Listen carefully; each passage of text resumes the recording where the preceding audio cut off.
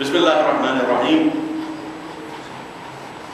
3 گزشتہ گفتگوؤں میں جو بات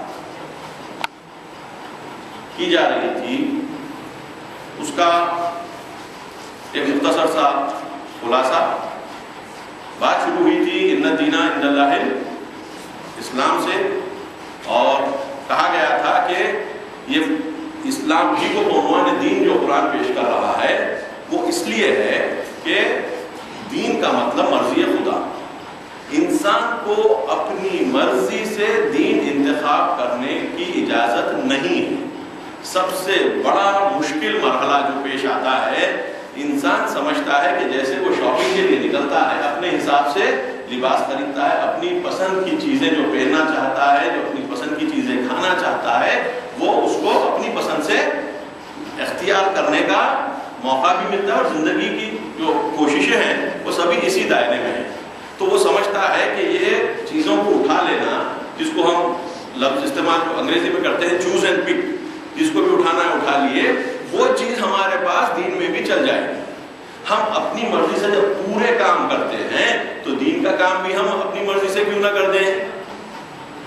مگر ہوتا کیا ہے، اللہ نے ہم کو یہ دنیا کی چیزوں کو انتخاب کرنے کی عقل دی ہے، دین کو تجویز کرنے اور بنانے کی اتنی عقل نہیں دی ہے. اس عنوان سے وہ چیز جو آپ کر سکتے ہیں وہ آپ کریں. جیسے کہ مثال کے طور پہ انسان کو چلنے کی قدرت اللہ نے دی ہے، پر نہیں دی ہے کہ وہ پرندے کے مانند اڑ سکے یا کوئی حشرات کے مانند اڑ سکے. تو اگر کوئی یہ تصور کر لے کہ میں تو ان سے اعلیٰ ہوں، پرندوں سے اعلیٰ ہوں، تو میں کیوں نہیں اڑ سکتا، اور کوشش کرے کہ اوپر جا کر کود پڑے، تو کیا نتیجہ نکلے گا؟ یہ کوئی عقل مند آدمی اس لیے نہیں کرتا کہ اس کو مادی حدود کا پتہ ہے لیکن معنوی حدود کا پتہ نہیں ہے. تو جتنے لوگ دین میں اپنی مرضی سے خیالات کو ڈالتے ہیں اتنا کسی اور چیز میں نہیں ڈالتے. اس کے بعد اگر ڈالتے ہوں گے تو صحت کے مسئلے میں ڈالتے ہوں گے. اس طریقے سے کہتے ہیں اگر آپ کو ایک سر کا درد ہو تو آپ کو 50 نسخے یہیں پر مل جائیں گے کہ یہ کرو، یہ کرو، یہ کھاؤ، وہ کھاؤ. اسی طریقے سے دین میں آپ کو مختلف آراء شامل ہوتے نظر آتے ہیں. اسی بنیاد پر 2-3 آیتیں جو قرآن کی معروف آیتیں ہیں، جس طرح میں الیوم اکملت لکم دینکم واتممت علیکم نعمتی ورضیت لکم الاسلام دینا، ہم نے تمہارے لیے اسلام کو بعنوان دین اختیار کیا ہے. اس کے علاوہ بھی جو آیت ہے جس کا تذکرہ ہم نے کیا، وعد اللہ الذین آمنوا وعملوا الصالحات لیستخلفنہم فی الارض کما استخلف الذین من قبلہم ویمکننہم دینہم الذی ارتضی. آگے چلیں. وہ دین جو اللہ نے ان کے لیے پسند کیا، وہ اس پر چلنے کا ان کو ایسا ماحول فراہم کر دے گا اگر وہ یہ 2 چیزوں پر عمل کریں گے کہ ایمان لائیں گے اور اچھے اعمال انجام دیں گے. تو سوسائٹی میں، اجتماع میں ان کے دین کو رائج کرنے کا میں ان کو موقع اور ان کو طاقت عطا کر دوں گا، ان کو زمین میں امام بنا دوں گا، خلیفہ بنا دوں گا. تو یہ اللہ کے دین کی پسند کو اپنے پر طاری کرنے کا نام ایمان ہے. اللہ کے دین کی پسند کو اپنے اوپر طاری کرنے کا نام اسلام ہے. اپنی پسند کو اللہ کی مرضی کے مقابل میں روک کر اپنے آپ کو دین کا ٹھیکیدار بنانے کا نام اسلام نہیں ہے. اسی عنوان سے من الناس من یشری نفسہ ابتغاء مرضات اللہ کی جو آیت ہے کہ وہ لوگوں میں سے ہوتا ہے کہ جو اپنے آپ کو بیچ لیتا ہے اللہ کی خوشنودیوں کو حاصل کرنے کے لیے. گزشتہ کی میں گفتگو کر رہا ہوں. کیا کرتا ہے؟ اپنے آپ کو بیچ دیتا ہے. کوئی بھی انسان جب تک کوئی چیز کی ویلیو کو نہ پرکھ لے وہ چیز کو خریدتا نہیں ہے، بیچتا نہیں. عقل مند انسان کی بات کر رہا ہوں. کوئی بھی عقل مند انسان جب تک کوئی چیز کو صحیح طریقے سے ویلیو نہ کر لے، اس کا ویلیویشن نہ کر لے، وہ اسے بیچتا خریدتا نہیں ہے یا نہیں ہے؟ اب کوئی انسان ہے جو اپنے آپ کو بیچنے کو تیار ہے. مولا متقیان کے سلسلے میں یہ آیت یا پھر یوم اکملت لکم والی آیت، میں یہ اس آیتوں کو اس لیے پیش کر رہا ہوں، یہ وہ آیتیں ہیں کہ جو عموماً ہم اپنے درمیان ان کو پیش کیا جاتا ہے اور ان سے استدلال بھی کیا جاتا ہے، لیکن جو عموماً استدلال ہوتا ہے وہ استدلال یہ نہیں ہوتا کہ کوئی ایسا ہے کہ جو اپنے آپ کو بیچ لیتا ہے، اور ان میں سے لوگوں میں سے من الناس، توجہ کریں، یہ پہلے ہی سے نکال دیتے ہیں من الناس، یعنی لوگوں میں سے ایسا ہے، فرشتوں میں نہیں ہے۔ وہی جس طریقے سے رسول کو کہا جا رہا ہے منہم فیہم، ہم نے ان کے درمیان میں رسول کو بھیجا، انہی میں سے بھیجا، اسی طریقے سے من الناس من یشری، لوگوں میں سے وہ ہوتا ہے کہ جو اپنے آپ کو بیچ دیتا ہے اللہ کی خوشنودیوں کو حاصل کرنے کے لیے۔ تو سوال یہ ہوتا ہے، پہلے اپنی نفس کی ویلیویشن کر لی ہوگی، پھر اللہ کی خوشنودی کا ویلیویشن کر لیا ہوگا، اس کے بعد سودے کی بات آئی کہ اللہ کی مرضی کتنی اعلیٰ ہوتی ہوگی کہ اپنے آپ کو بیچ دے، فروخت کر دے ان مرضیوں کو حاصل کرنے کے لیے جس میں سے ایک مرضی رضیت لکم الاسلام دینا کی ہے۔ اللہ کی ایک مرضی اسلام ہے، ایک مرضی اسلام ہے، تو بیچا اپنے آپ کو اللہ کی خوشنودیوں کے لیے۔ جب اللہ کی مرضی کی بات کی جا رہی ہے تو اس میں سے ایک مرضی اللہ کی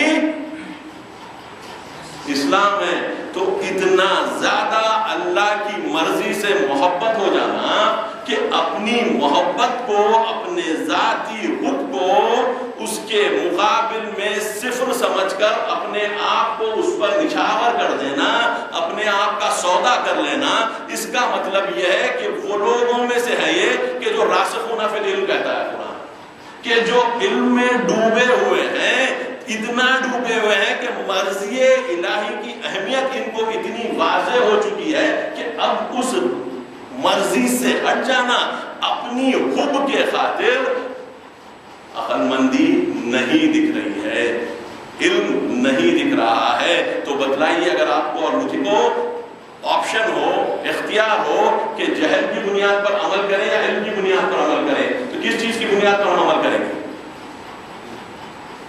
علم کی بنیاد پر اور جہل کی بنیاد پر؟ یقیناً علم کی بنیاد پر ہی عمل کریں گے۔ تو یہاں کے اوپر جو سودا ہو رہا ہے وہ علم کی بنیاد پر ہو رہا ہے۔ تو جب جب ہم اللہ کی مرضی سے فرار کرتے ہیں تو جہل کی بنیاد پر کرتے ہیں، غرور کی بنیاد پر کرتے ہیں، اکڑ کی بنیاد پر کرتے ہیں، کم علمی کی بنیاد پر کرتے ہیں، اور جب جب جب جب اللہ کی طرف ہم حرکت کرتے ہیں تو وہاں پر علم کی بنیاد پر کرتے ہیں۔ کوئی حرکت اللہ کی طرف بغیر علم کے نہیں ہو سکتی، کوئی حرکت اللہ سے دور بغیر جہل کے نہیں ہو سکتی۔ اس بنیاد کو روشن کرتے ہوئے اگر ہم سمجھیں کہ ان الدین عند اللہ الاسلام کا مفہوم کیا ہے اور کس طریقے سے اللہ ہم کو اپنی مرضی کے تحت لا کر آگے بڑھانا چاہتا ہے، اس کے بعد کے جو گفتگویں ہوئی اس میں ایک گفتگو یہ تھی کہ جو ہے ہم کو اللہ دنیا میں کتنا وارد ہونے کے لیے کہہ رہا ہے۔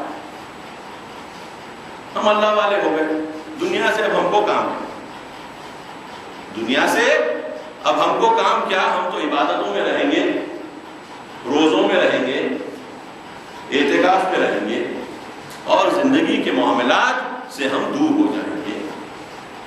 آیا مرضی الہی یہ ہے یا مرضی الہی کچھ اور ہے؟ جب امام سے پوچھا گیا کہ یا امام آپ اپنے شیعوں کی ایسی ایسی صفات بیان کرتے ہیں کہ اتنے اعلیٰ درجے پر ایسی ان کی عبادت، ایسے ان کے روزے، یہ سب جب ہم سنتے ہیں تو ہم آپ سے ایک سوال کریں گے کہ ہم ان کو پائیں گے کہاں؟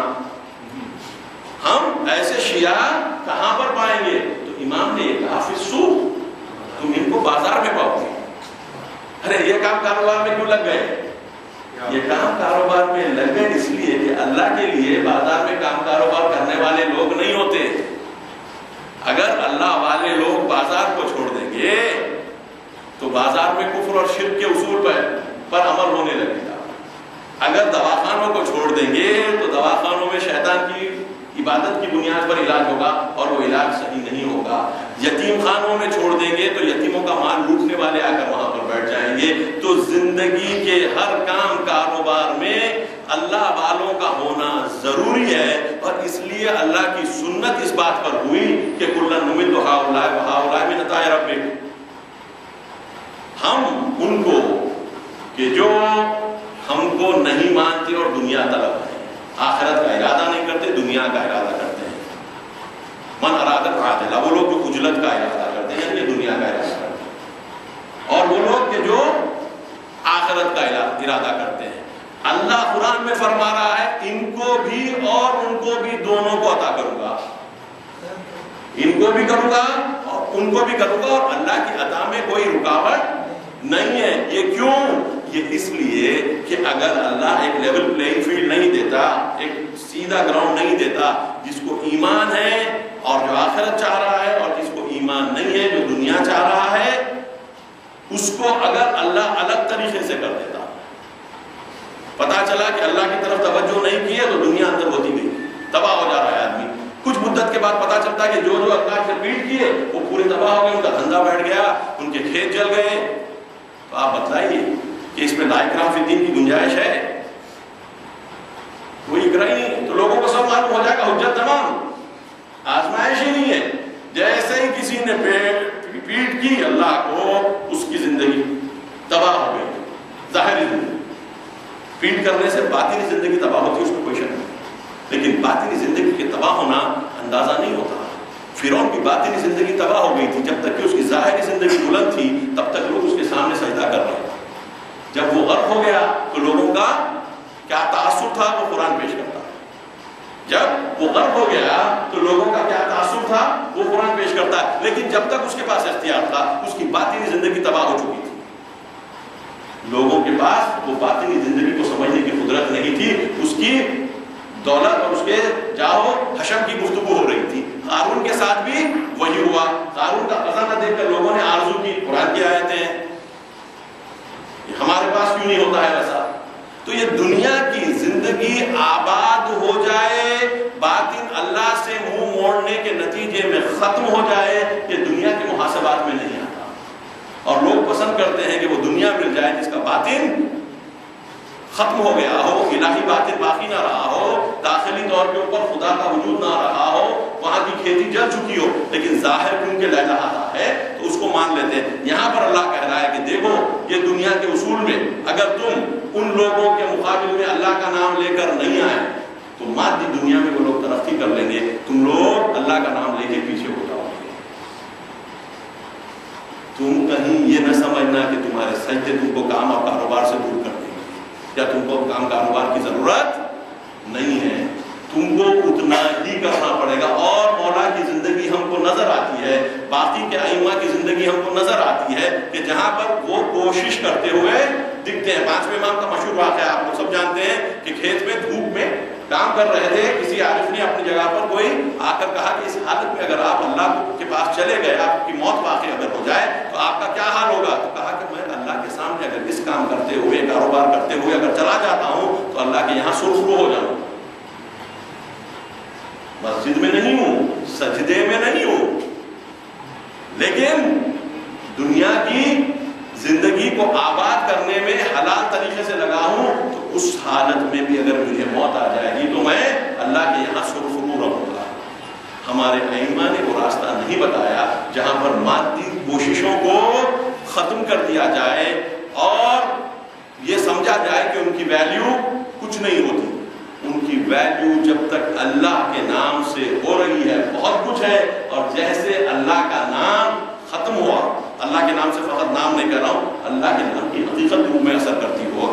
اگر کوئی آدمی دنیا کی طرف دوڑ رہا ہے، وہ دنیا جو حلال رزق والی دنیا ہے، اللہ کو اس انسان پر رحمت کرنے میں کوئی رکاوٹ نہیں ہے بنسبت اس آدمی کے کہ جو اللہ کا نام لے کر دنیا میں وارد نہیں ہونا چاہتا ہے.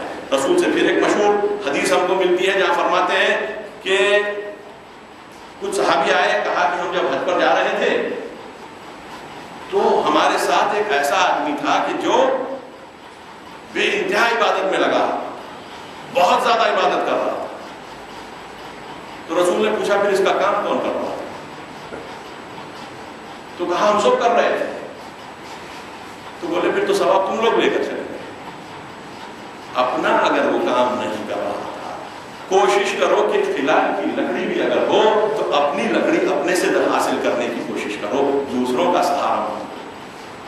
اور یہ طریقہ ائمہ کا بھی رہا ہے کہ عبادت کی شدت کے ساتھ اپنا کام دوسروں پر نہیں ڈال دیتے تھے، بوجھ نہیں بنتے تھے. تو دنیا کے اصول یہ ہیں. قرآن کی اور ایک آیت ہے جہاں پر اللہ تعالیٰ فرماتا ہے کہ اگر اللہ کو سب کو ایک جیسا رکھنا نہ ہوتا، پوری انسانیت کو ایک امت کی شکل میں رکھنا نہ ہوتا، تو ہم ان لوگوں کو کہ جو اللہ کا شریک ٹھہراتے ہیں ان کے گھروں کی چھتیں چاندی کی بنا دیتے، ان کے گھر کی سیڑھیاں چاندی کی ہوتی، ان کے دروازے چاندی کے ہوتے، اور ڈھیر سارا سونا ہم انہیں عطا کر دیتے. کن کو؟ جو شرک اختیار کرتے ہیں. اگر اللہ کو دینا ہی ہوتا تو ان کو دنیا زیادہ دیتا جو اللہ کو بلا کر شرک کر رہے ہیں، اس کا شریک ٹھہرا رہے ہیں. سب سے بڑا ظلم عظیم جو قرآن کہتا ہے وہ کر رہے ہیں. مادی دولت ان کو دیتا، مجھے کیونکہ ایک بیلنس مینٹین کرنا تھا، اس لیے وہ بیلنس کرنے میں تم کو بھی اور ان کو بھی ایک ہی طریقے سے عطا کرتا. ورنہ اگر وہ ہوتا اور اللہ وہ کرتا تو ہم میں سے کتنے ایمان والے رہتے اللہ کو مانتے، ہم میں کتنے ایمان والے رہتے اللہ کو معلوم. آج کبھی کچھ بت پرست لوگوں کی ترقی کو دیکھ کے لوگوں میں ایمان کم ہوتا نظر آ رہا ہے کہ اگر بت پرستی سے اتنا مل سکتا ہے تو قرآن پہلے کہہ چکا ہے اگر مجھے مینٹین بیلنس کرنا نہ ہوتا ایک امت کی شکل تو میں اور دے دیتا. تو پتہ یہ چلا کہ وہ لوگ جو اللہ کی طرف آتے ہیں، وہ لوگ جو اللہ کی طرف آتے ہیں، وہ اللہ کو دیکھ کر اس کو کامل حقیقت سمجھ کر اس کی طرف جاتے ہیں، اور دنیا ان کے لیے فقط ایک وسیلہ ہو جاتی ہے. مطمع نظر ان کا دنیا نہیں ہوتا. آج کی گفتگو میں یہاں سے شروع کرتا ہوں. صلی اللہ علیہ وسلم.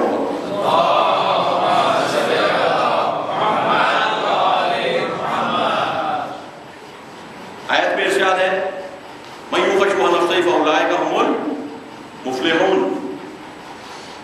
اس انسان کی جس کی نفس کی کنجوسی اور لالچ سے اسے بچا لیا گیا وہ کامیاب لوگوں میں سے. وہ لوگ کہ جن کی شو کا مطلب ہوتا ہے حرص اور بخل، دونوں جب مل جاتے ہیں. حرص یعنی لالچ، بخل یعنی کنجوسی. تو کنجوسی اور لالچ کا مجموعہ شو ہوتا ہے عربی میں. اور ایک آیت ہے حضرت النفس و شو. نفوس کو لالچ اور کنجوسی اچھی دکھائی پڑتی ہے. کیوں؟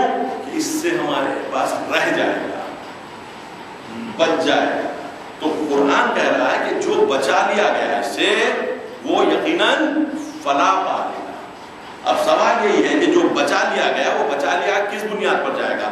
دلیل کی بنیاد پر، علم کی بنیاد پر، یا جہل کی بنیاد پر؟ ابتدائی گفتگو یہ رہی کہ دلیل کی بنیاد اور عقل اور علم کی بنیاد پر ہی ہر وہ قدم جو اللہ کی طرف جائے گا لیا جائے گا، جہل کی بنیاد پر نہیں لیا جائے گا. یہ ابتدائی ہماری گفتگو رہی. تو اب جہل کی بنیاد پر تو ہوگا نہیں. تو یہ کیوں کر کیسے انسان اپنی نفس کے لیے جو چیز پسند آ رہی ہو وہ کس طریقے سے اپنے آپ کو اس سے دور کر سکتا ہے. جب تک انسان کے ذہن میں خدا کا وجود اتنا بلند نہ ہو جائے کہ اس کے سامنے ہر چیز صفر نظر نہ آنے لگے، ہر چیز صفر نظر نہ آنے لگے، تب تک انسان اپنے لیے سوچنا نہیں چھوڑ سکتا. اگر وہ اللہ کو سب کچھ سمجھ لے، توجہ کم ہوتا ہے، تو اپنے آپ کو پوری طریقے سے اللہ کے حوالے کرے گا یا نہیں کرے گا؟ 99% یہ سمجھے کہ اللہ کچھ کر سکتا ہے، 1% میں کر لوں گا اپنے لیے، تو 1% اپنے آپ کو ہولڈ کرے گا. یا بالکل عکس اس کا اگر 99% میں خود کر لے سکتا ہوں تو وہاں پر جہاں پر میں پھنس جاؤں میں اللہ کو یاد کروں. تو دین میں الگ الگ کیٹیگری کے لوگ بنتے ہیں. وہ لوگ پوری زندگی اپنی چلا لیتے ہیں, فقط وہاں پر اللہ کو یاد کرتے ہیں کہ جہاں پر وہ پھنسنے کے امکانات ہیں, یا حقیقتاً پھنس جائیں یا امکان ہے پھنس جانے کا. عام طور پر شرک یہیں پر ڈیولپ ہو. شرک ڈیولپ کیوں ہو؟ ذہن میں پہلے شرک آ گیا, یعنی کچھ چیز اللہ اور کچھ چیز میں. اب رہا کہ جب کچھ چیز میں ہوں تو وہ میں کہاں سے پورا ہوگا؟ تو کہا کہ یہ جو میں ہے نا, تو اللہ کو ایسا کام کرنا چاہیے کہ اللہ, میں اگر کھاتا پیتا ہوں تو مجھے اللہ دیتا رہے, دیتا رہے. کسی نے آ کے کہا کہ فلاں جگہ پر اگر تم جا کر کوئی بکرا کاٹ دو, کوئی قربانی دے دو, کوئی ناریل پھوڑ دو, تو تمہارے لیے یہ امکان ہے کہ تمہارے پاس جو ہے نا وہ کم تو نہیں ہوگا, اور ہو سکتا بڑھ بھی جائے. اور دیکھو 4 لوگوں نے یہ کام وہاں پر کیا ہے, ان کے پاس تو وہ بھی چل رہا ہے, اور اسی بنیاد پر تم بھی اگر یہ کرتے جاؤ تو یہ چیز تمہارے لیے بھی اچھی ہے. تو جس کو پورا بھروسہ اللہ پر نہیں ہوتا, اس نے سوچ لیا اتنا تو میرے پاس سے کیا مانگ رہا ہے, تھوڑا سا تو مانگ رہا ہے, لگ گیا تو لگ گیا, لاٹری کا ٹکٹ ہے, نقصان ہونے والا تو کچھ نہیں ہے. شرک یہاں سے انٹروڈیوس ہونا شروع ہوتا ہے کہ جہاں پر آپ نے اللہ کے علاوہ کوئی اور چیز, ہم بڑی شان سے کہتے ہیں لا حول ولا قوت الا باللہ, کوئی طاقت کوئی قوت ہے ہی نہیں سوائے اللہ کی. جب کوئی طاقت کوئی قوت ہے نہیں سوائے اللہ کے, تو اچھا کرنے والا کیا ہے, برا کرنے والا کیا ہے, اور اچھا اور برا کیا ہے پہلے یہ بھی طے کرنا پڑتا ہے. اچھا اور برا کیا ہے یہ بھی طے کرنا پڑتا ہے, کیونکہ جو اللہ کو پورا مانتے ہیں ان کے واسطے جو اچھی چیز ہوتی ہے, ان کے لیے جو اللہ کو پورا نہیں مانتے وہ اچھی چیز نہیں ہوتی. دنیا کی زندگی کے بارے میں قرآن کا ارشاد ہے, بل حیات الدنیا الا لہو ولعب وزینۃ. کیا ہے؟ کھیل تماشا ہے, چمک دھمک ہے, اور کیا ہے؟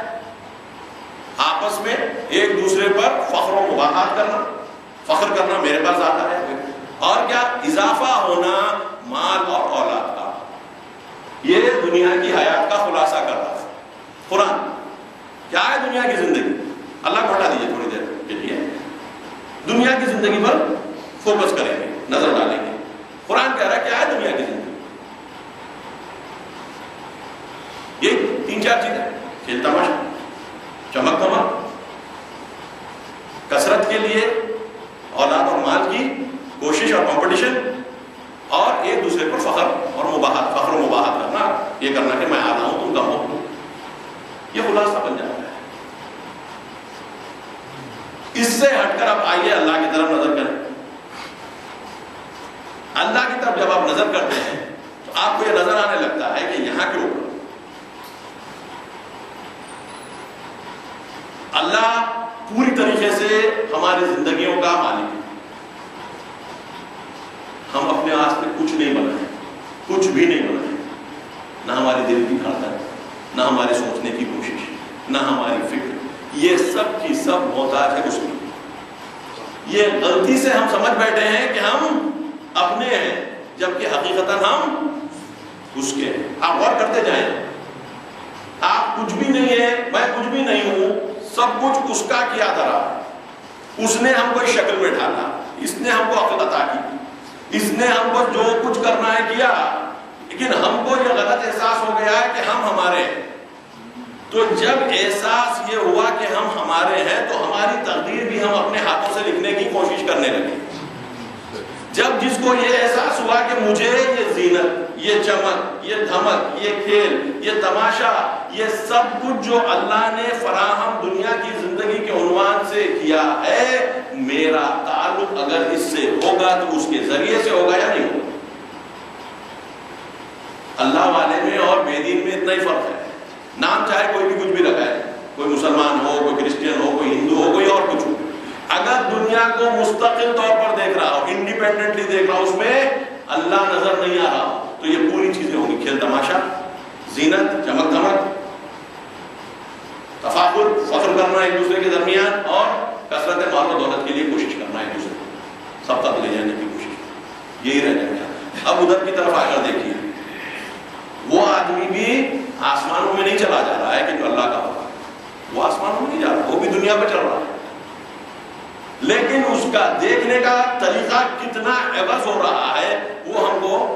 غور کرنا ہے کہ کیوں عوض ہو رہا ہے. جب وہ یہ دیکھ رہا ہے اپنی، میں بار بار چیز کی طرف اشارہ کر رہا ہوں کہ علم کی بنیاد پر ہوگا، کوئی جادو ٹونا نہیں ہے اس میں. سوچ سمجھ کے اگر آدمی اپنے آپ کو دیکھ لے، جیسے مولانا کا ایک مشہور قول ہے من عرف نفسہ فقد عرف ربہ، رسول سے بھی نقل ہوا ہے. جو اپنے آپ کو پہچان لیا اس نے اپنے رب کو پہچان لیا. تو جب دیکھے کہ اپنے میں تو کچھ ہے ہی نہیں، غلط فہمی میں ہم اپنے اوپر، نہ ہم پیدائش کے اپنے ضامن، نہ اپنی موت کے ضامن، نہ اپنی صحت کے ضامن، نہ اپنے اختیار کے ضامن، حتیٰ یہ تک کہ اللہ چاہے تو ہم کو جیتی زندہ لاش کے مانند پھرا سکتا ہے جب ان کو اپنا شعور خود نہ رہے. وہ لوگ جو ہمارے ذکر سے غافل ہوتے ہیں، ہم ان کو اپنے آپ سے غافل کر دے سکتے ہیں، کر دیتے ہیں. قرآن کیا ہے؟ انساہم انفسہم.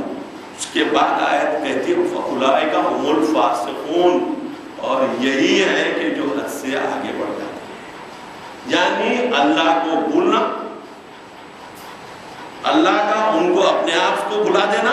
جب اپنے آپ کو جب بھلا دیتے ہیں تب جا کے فاسقین بن جاتے ہیں، گنہگار بن جاتے ہیں. اگر ہم اللہ ہی کے اوپر آ کر دیکھیں کہ اب یہ سب چیز اللہ کر رہا ہے، تو اب ہمارا اللہ سے ربط کیسا ہوگا، وہ روح کیسی ہوگی کہ جو اللہ سے انٹریکٹ کرنے کے لیے آمادہ ہونے والی ہوگی. وہ روح میں پہلی چیز، دنیا کے امور سے جو چیزیں چلی جائیں گی وہ میں آپ لوگوں کو گنا دوں. وہ روح جو اللہ سے جوڑ کر لے، وہ آیا حسد میں، جھوٹ میں، دھوکے میں، غیبت میں، ان چیزوں میں سے کسی چیز کی طرف متوجہ ہوگی یا نہیں ہوگی. وہ روح جو اللہ سے کام کرنا چاہ رہی ہے، وہ یہ دنیا کی جتنی برائیاں ہیں، بدکاریاں ہیں، وہ آیا ان میں دل لگائے گی یا نہیں لگائے گی. روح کو پتا چل گیا کہ مجھے اب اس بدن کے ملنے کے بعد اگر میں اللہ کی طرف روح نہ کروں، رخ نہ کروں، تو میرا حال دنیا والا حال ہو جائے گا. مجھے اللہ دنیا میں غرق کر رکھے گا اور مجھے احساس بھی نہیں ہونے دے گا کہ میں ڈوب رہا ہوں. آیت ہے قرآن سنستدرجہم من حیث لا یعلمون. ہم ہلکے ہلکے ان کو ایسا عذاب کریں گے کہ ان کو اندازہ بھی نہیں ہوگا کہ ان پر عذاب ہو رہا ہے. دیتے جا رہا ہے، گناہ بڑھتا جا رہا ہے، دیتے جا رہا ہے، گناہ بڑھتا جا رہا ہے، دیتے جا رہا ہے، گناہ بڑھتا جا رہا ہے. آدمی کو یہ کہ اللہ مجھ سے راضی ہے، اللہ کہہ رہا ہے دیتا جا رہا ہوں. نستدرجہم من، فرعون کو اسی طریقے سے غرق کیا گیا، نمرود کو اسی طریقے سے تباہ کیا گیا، حامان اسی طریقے سے گیا، قارون اسی طریقے سے گیا. ملتا گیا اکڑتے گئے، ملتا گیا اکڑتے گئے. اگر اللہ ہم سے راضی نہ ہوتا تو دیتا کیوں؟ قرآن کہہ رہا ہے کہ میں کبھی لیتا ہوں آزمانے کے لیے، کبھی دیتا ہوں آزمانے کے لیے. اس سے خدا کی رضایت نہ سمجھنا. تو وہ نفس جسے پتا ہے کہ مجھے اللہ کے پاس جانا ہے، تو یہ چیزوں میں وہ مبتلا ہوگی، جھوٹ بولے گی، دھوکہ دے گی، غیبت کرے گی،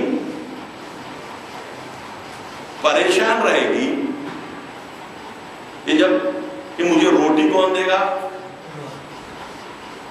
جب اللہ روٹی کو تقوی سے جوڑ رکھا ہے تو وہ نیگیٹو چیزوں سے خارج ہوتے جائے گی اور پازیٹو چیزوں کی طرف آتی جائے گی. یہ نیگیٹو جتنی چیزیں آیا، یہ سب نیگیٹو چیزیں جب کم ہوتی جائیں گی تو انسان میں علم حاصل کرنے کی قدرت بڑھے گی یا کم ہوگی؟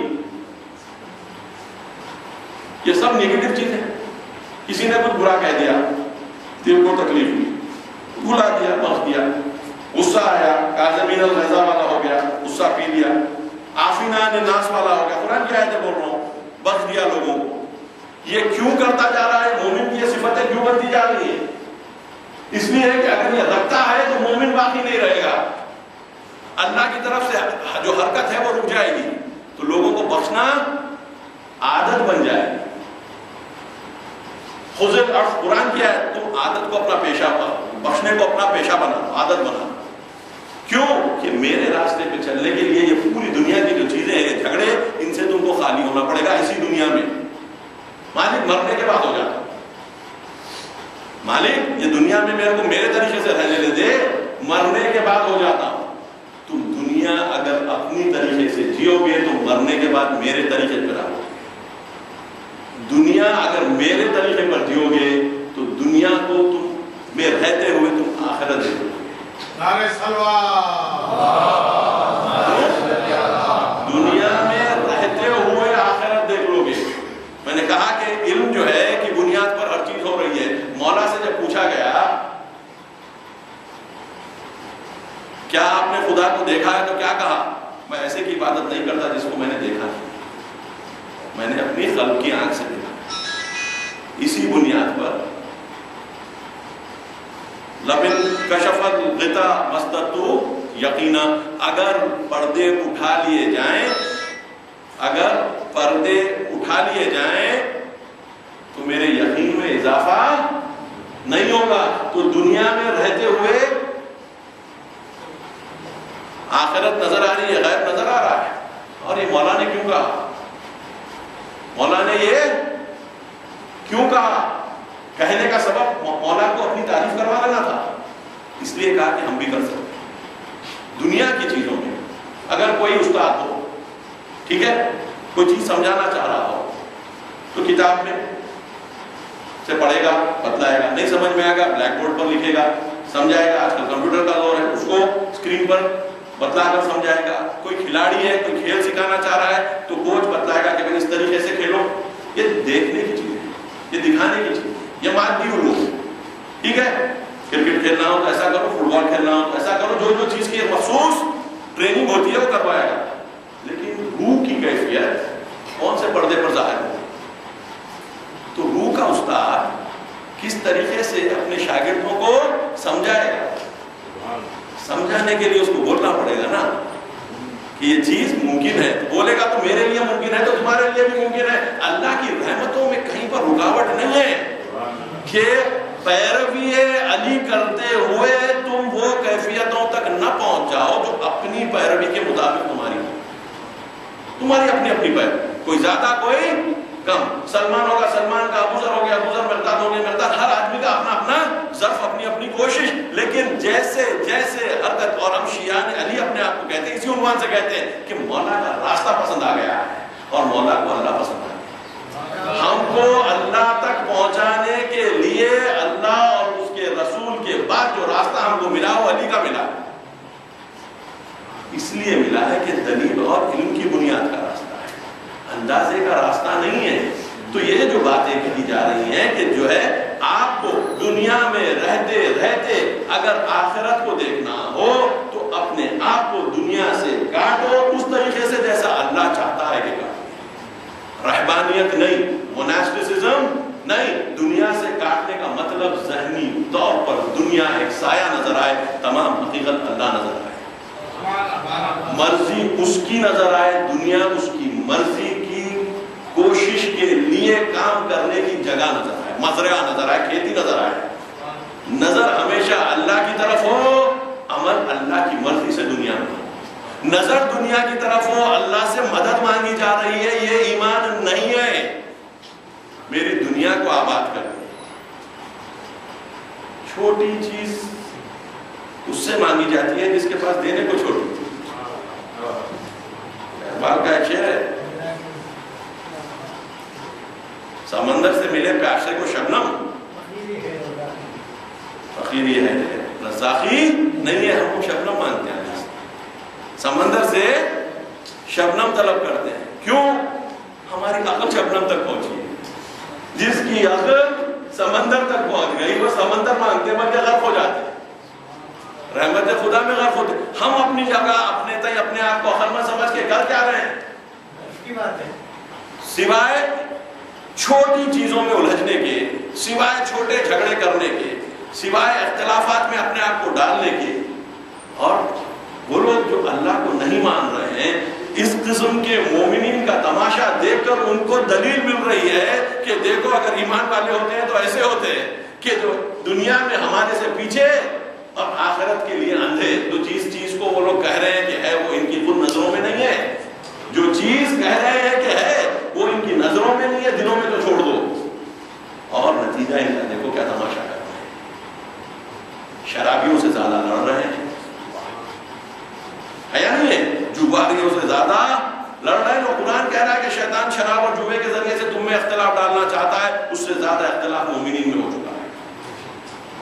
کوئی اور زیادہ زبردست قسم کی چیز جو شراب اور جوئے سے زیادہ پاورفل ہے وہ ہمارے نفوس میں سرایت کر چکی ہے, انٹری لے چکی ہے, جو ہمیں یہ بتا رہی ہے کہ ہم ہمیشہ کے لیے یہ دنیا میں رہنے والے ہیں. یہ دنیا کا عدم ثبات, اس کا باقی رہنے کا کسی کو یقین نہیں ہے, کسی کو یقین نہیں ہے. جس چیز کا انسان کو یقین نہ ہو اس پر وہ کیسے بنیاد اپنے وجود کی ڈال سکتا ہے جب تک کہ اپنے وجود کو ایک معمولی وجود نہ سمجھے. توجہ کا محتاج ہے. جب آپ دنیا کے اندر کوئی گارنٹی نہیں ہے کل صبح ہوگی یا نہیں ہوگی ہمارے میں سے کسی کی, ٹھیک ہے, چلتے چلتے لوگ ختم ہوئے اور کوئی تعجب نہیں ہے. کوئی آخری سانسوں پر, کیونکہ میرا زیادہ وقت دواخانے میں گزرتا ہے, کوئی آخری سانسوں پر آتا ہے اور بچ کر چل کر چلا جاتا ہے, کوئی چل کر آتا ہے اور مر کر جاتا ہے. 10 لوگ جو ہاسپٹل میں مرتے ہیں ایوریج, ایک اس میں سے پیدل چل کے آ کے مرتا ہے. یعنی وہ اس کیفیت پہ رہتا ہے, ہاسپٹل تو آنے کی اس کو ضرورت محسوس ضرور ہوتی ہے, لیکن اپنے پیروں پہ آتا ہے, اسٹریچر پہ یا ویل چیئر میں نہیں آتا. 10 میں سے ایک. تو کس کو کس کی زندگی کا یقین. اب جب زندگی کی کا یقین نہیں ہے, آپ زندگی کی پلاننگ کیا بیسس پہ کرتے ہیں؟ ایوریج کی بنیاد. انڈیا کے ایوریج زندہ رہنے والوں کا سن اتنا, اس میں میرے کو جو ہے اتنا ایوریج تک تو رہنا چاہیے, میرے دادا کا سن اتنا ہوا, دادا بابا کا سن اتنا ہوا, تو نتیجے میں میرا بھی سن اتنا ہو گیا. یہ ایوریج وہاں ہے جہاں پر ایکسیڈنٹ نہ ہو, جہاں پر کوئی وبا نہیں آ جائے, نہیں, ٹھیک ہے. اس کے علاوہ کئی لوگ بے بنیاد طور کے اوپر بھی چلے جاتے ہیں. باپ رہ جاتا ہے, بچہ چلا جاتا ہے, دادا رہ جاتا ہے. اب تو وہ بھی دور آ گئے, ہم دیکھ رہے ہیں معمولی بخار میں چلے جا رہے ہیں. پہلے ویسا نہیں ہوا کرتا, ہٹا کٹا آدمی معمولی بخار میں ختم ہوا. تو زندگی کی کوئی گارنٹی نہیں. تو جب زندگی کی کوئی گارنٹی نہیں ہے, تو جب تک آدمی اپنے آپ کو موقع پرست نہ بنا لے, جب تک آدمی اپنے آپ کو موقع پرست نہ بنا لے, اس کی زندگی میں سکون کہاں سے آئے گا؟ نتیجہ ہے میں جتنا موقع مل جائے اس سے فائدہ اٹھا. نتیجہ کیا؟ بڑھاپسی. اور جب بہت سے لوگ بڑھاپسی کریں گے, خواہشات پر ٹوٹ مریں گے, سوسائٹی کا حال کیا ہوگا؟ اس میں کرائم بڑھے گا یا کم ہوگا؟ کرائم بڑھے گا یا کم ہوگا؟ تو جیسے جیسے مادیت کی طرف دنیا حرکت کرتے جا رہی ہے, کرائم ریٹس بڑھتے جا رہے ہیں. ایسے کرائم جو لوگ بولتے ہیں 50 سال پہلے نیوز پیپر ہم کھولتے تھے تو خوشی سے کھولتے تھے, کچھ اچھی چیزیں سنیں پڑھیں گے. آج کھولنے سے پہلے ہم کو ڈر ہوتا ہے کہ ہم کیا پڑھیں. 50 سال میں مال اور دولت بڑھ چکی ہے, اسٹینڈرڈز آف لیونگ بلند ہو چکے ہیں, لیکن سوسائٹی کی حالت تباہ ہو چکی ہے. کیوں؟ اللہ کے بغیر سوسائٹی جینے کی کوشش کر رہی ہے, فرد جینے کی کوشش کر رہا ہے. یہ آرزو کہ ہم کسی طریقے سے اپنے آپ کو کچھ نہ کچھ فائدہ پہنچا لیں, کیونکہ نہیں معلوم کہ کل صبح ہوگی یا نہیں ہوگی. جتنا بچا سکتے ہو بچا لیں, کل کیا معلوم کہ کیا ہوگا. تو جب جب انسیکیورٹی ہوگی, جب جب ہوس ہوگی, جب جب خواہشات نفسانی کی پیروی ہوگی, یہ انسان کا علم ان کنڈیشنوں میں بڑھے گا یا گھٹے گا؟ تو بلندی اور اللہ کی طرف جانے کے لیے یہ دنیا ہم کو چھوڑ کر رہی ہے. گزشتہ درس میں نے وہ شعر کہا تھا اقبال کا, عصر حاضر ملک الموت ہے تیرا جس نے قبض کی روح تیری دے کے تجھے فکر معاش. روٹی کی دوڑ میں لگا کر تیری روح قبض کر لی. کبھی ایسا نہیں کہتا ہے کہ روٹی کی دوڑ نہ لگاؤ, کہتا ہے وابتغوا من فضل اللہ, تمہارا رزق میں نے لکھا ہے اور وہ بھی آسمان میں, تم میرے فضل سے حاصل کرو. تو جب آدمی یہ سوچ کر نکلتا ہے کہ میں اللہ کے فضل سے حاصل کروں گا, بازار سے مجھے جو ملے گا, کھیتی سے مجھے جو ملے گا, کاروبار سے مجھے جو ملے گا, پریکٹس سے مجھے جو ملے گا, میں اللہ کی مرضی کے لیے اللہ کے فضل سے حاصل کر رہا ہوں, کیونکہ خود اس نے کہا ہے. نماز جمعے کے بعد جاؤ دنیا میں زمین میں پھیل جاؤ اور اللہ کے فضل سے حاصل کرو، تو بازار اللہ کا فضل نظر آئے گا. اللہ کی مرضی سے جائے گا تو بازار میں دھوکہ نہیں کرے گا، کم ملے گا شرافت سے لے کر گھر آئے گا. اسراف اس لیے نہیں کرے گا کہ اللہ کو اسراف پسند نہیں ہے، اور جیسے جیسے اسراف کم ہوتا جائے گا اس سے برکت بڑھتی جائے گی. تو جب برکت کا احساس ہوتا رہے گا ہوس کم ہو جائے گی، یقین ہو جائے گا کہ اللہ میرا رزق میری نیکی میں رکھا ہے. تم اگر تقوی اختیار کر لو تو اللہ تمہارے لیے راستہ نکال دے گا اور تمہیں ایسی جگہ سے رزق دے گا جو کہ تم نے گمان بھی نہیں کیا. اب یہ آیتیں کام کرنے لگتی ہیں ذہن میں اور انسان کی بلندی کا سفر شروع ہونے لگتا ہے. اب کوئی پرواہ ہی نہیں ہے کہ میں کب تک زندہ رہوں، کب میں دنیا چھوڑ دوں، کیونکہ میری مرضی سے زندہ رہنے والا ہوں. کیونکہ وہی اللہ کہہ رہا ہے لا تلقوا بأيديكم إلى التهلكة، اپنے ہاتھوں سے تم اپنے آپ کو ہلاکت میں نہیں ڈالو. یہ میری دی ہوئی حیات ہے، تم چاہو گے کہ میں اپنی مرضی سے چلاؤں وہ نہیں ہوگا. کوئی ایسا کام مت کرو جو تمہیں ہلاکت میں ڈال دے، ایسی غذا مت کھاؤ جو تم کو آگے چل کر نقصان پہنچائے گی، ایسی گاڑی مت چلاؤ کہ ہو سکتا ہے کہ ٹکر ہو جائے، اس کے بعد بھی ہوگی ٹکر تو تمہاری ذمہ داری. ضروری نہیں ہے کہ ہر تیز چلانے والے ہی کو ٹکر ہو، لیکن تم کو نہیں اختیار کہ تم اپنے آپ کو اپنے ہاتھوں سے ہلاکت میں. قرآن کیا ہے؟ تو اللہ آپ کی حفاظت بھی کر رہا ہے، اللہ آپ کو اعتدال بھی سکھا رہا ہے، اللہ آپ کو بازار میں کیسا کام کرنا وہ بھی سکھا رہا ہے. یہ آپ کی کمپلیٹ زندگی کو کور کرنے کے بعد یہ کہہ رہا ہے کہ اس کے علاوہ اگر کوئی چیز تمہارے پاس باقی ہے تو بولو. تو نفس کہے گی کہ نہیں، تیرے علاوہ کوئی اور چیز باقی رہ ہی نہیں سکتی، جو کچھ ہے تیرا ہے. انا للہ، ہم بھی تیرے ہیں، وانا الیہ راجعون، ہم تیری ہی طرف بازگشت کریں گے. تو جب یہ احاطے میں انسان آ جاتا ہے تب اللہ کا رنگ اور روپ اس کو نظر آنے لگتا ہے، پتھروں میں نہیں، اپنی روح میں، اپنی روح میں. اور اس کیفیت کو، اس ایمانی کیفیت کو کہ میں نے گزشتہ میں بھی اشارہ کیا تھا کہ متقین کے خطبے میں، خطبہ ہے متقین کے بارے میں امام فرماتے ہیں کہ ان کی روحیں ایسی ہوتی ہیں کہ اگر اللہ کی طرف سے لکھی ہوئی ان کی زندگی نہ ہوتی، اللہ نے ان کی زندگیوں کے اوپر کوئی لمٹ اور ایک پوائنٹ نہ لگا دیا ہوتا تو ان کی شوق سے زندگی، ان کی روحیں ان کی بدنوں سے پرواز کرتی ہے اللہ کی محبت. ہم کو ایک نقل ملتی ہے کہ جناب فاطمہ الزہرا صلی اللہ علیہ وسلم کی تعلق سے کہ جب آپ کو اطلاع ملی اپنی رحلت کی کہ بعد از رسول عنقریب وہ بھی دنیا میں نہیں رہے گی، تو اس سن و سال میں آپ نے مسکراہٹ سے اسے استقبال کیا. چھوٹے بچے تھے، بہت چھوٹے تھے حسن ہے، زینب ام کلثوم کی کوئی سن نہیں تھا، علی جیسا شوہر تھا. پھر یہ کیا بات ہو گئی، مسکرانے کی کیا بات؟ جو اللہ کو دیکھتا ہے ہر چیز اللہ کی نظر سے دیکھتا ہے اور اللہ کے مقابل میں کوئی چیز کو نہیں دیکھتا. یہ سب سے بڑی چیز کہ اللہ کے مقابل ہم کوئی اور چیز کو نہ دیکھیں. بت پرستی کرنا تو بہت دور کی بات ہے، اللہ کے مقابل میں ہم کوئی چیز کو نہ دیکھیں. اسی عنوان سے کہا جا رہا ہے قرآن میں کہ تمہاری اولاد، تمہاری ازواج، تمہارا مال تمہارے لیے فتنہ ہے، آزمائش ہے. کبھی ان کو مستقل طور پر نہ دیکھنا اللہ کی عطا سمجھو. تمہارے ماں باپ، تمہارا مال، تمہاری بیوی، تمہارے بچے، یہ خدا کی عطا ہے. اس کو خدا کی عطا کے طور پر دیکھو گے تو دل کو سکون ملے گا. ورنہ ہمیشہ یہ کہ کب تک میرا یہ مال باقی رہے گا، کب تک میری اولاد باقی رہے گی، یا کب تک میں خود باقی رہوں گا. یہ سب دنیا والے سوال جس پہ ہمارا کوئی کنٹرول نہیں ہے. ہم اس میں پھنس جائیں گے، اس لیے ہم اس پھنسنے والی نظر سے دنیا کو دیکھ رہے ہیں اور دوسری طرف اس آزاد ہونے والی نظر سے دنیا کو دیکھ رہے ہیں. تو اب بنائیے، اللہ کا غلام بن کر انسان فائدہ اٹھا رہا ہے، نقصان اٹھا رہا ہے. رسول کو جو کہہ رہا ہے عبدہ و رسولہ، تو بندگی میں رسول کو رسالت ملی یا بندگی کو چھوڑ کر رسالت ملی؟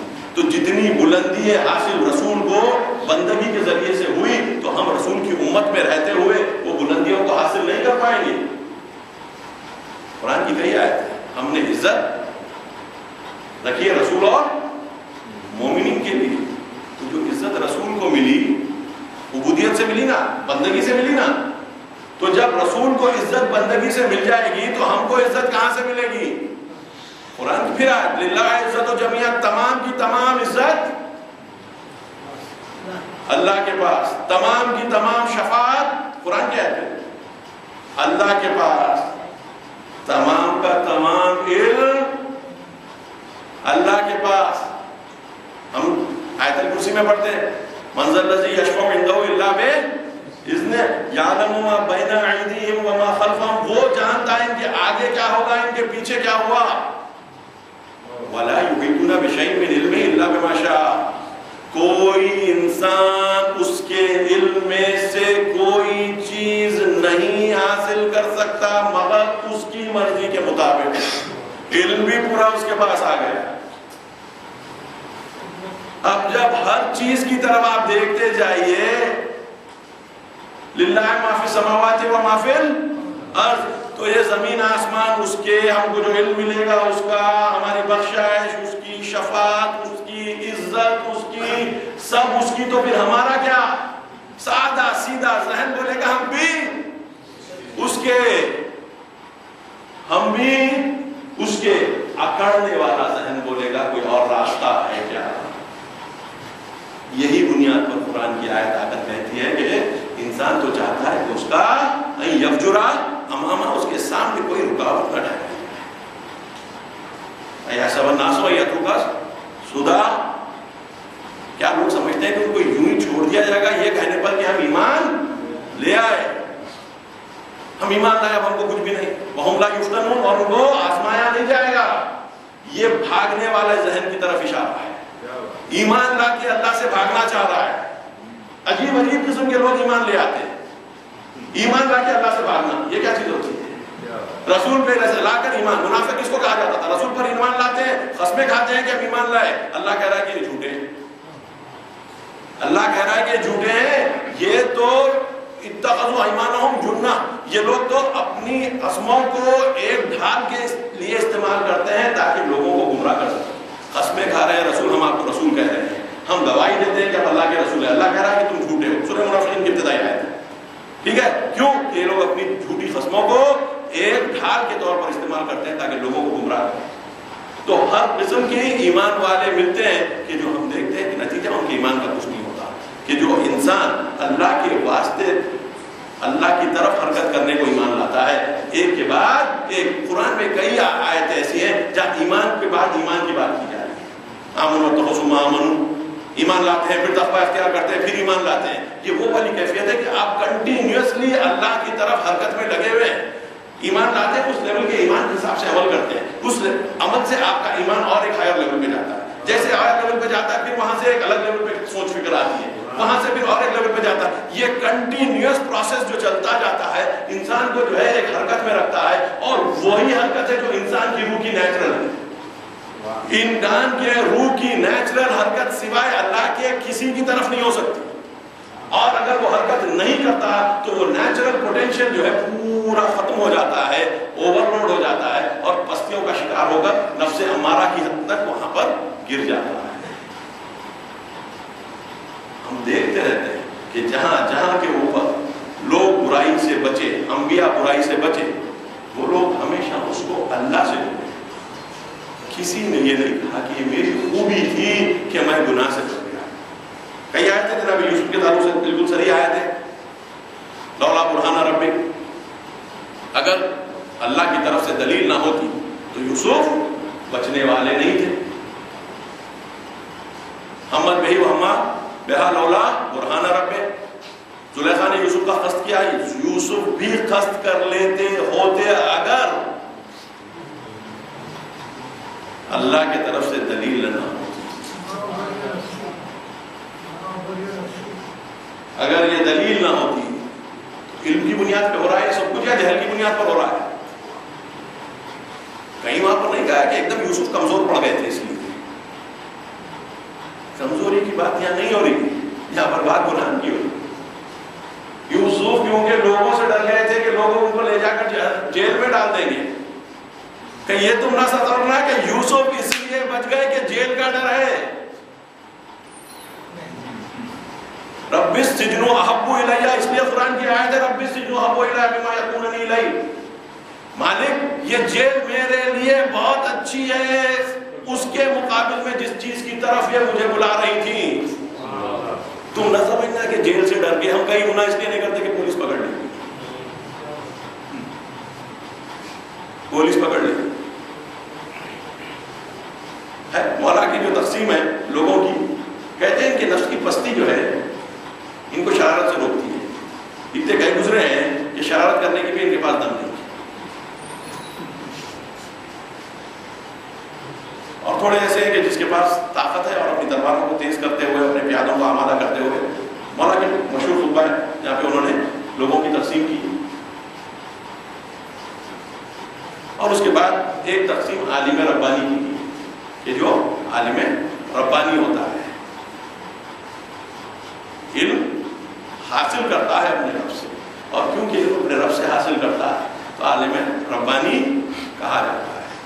اور وہی کیفیت ہے جو انسان کی روح کے لیے نیچرل ہے.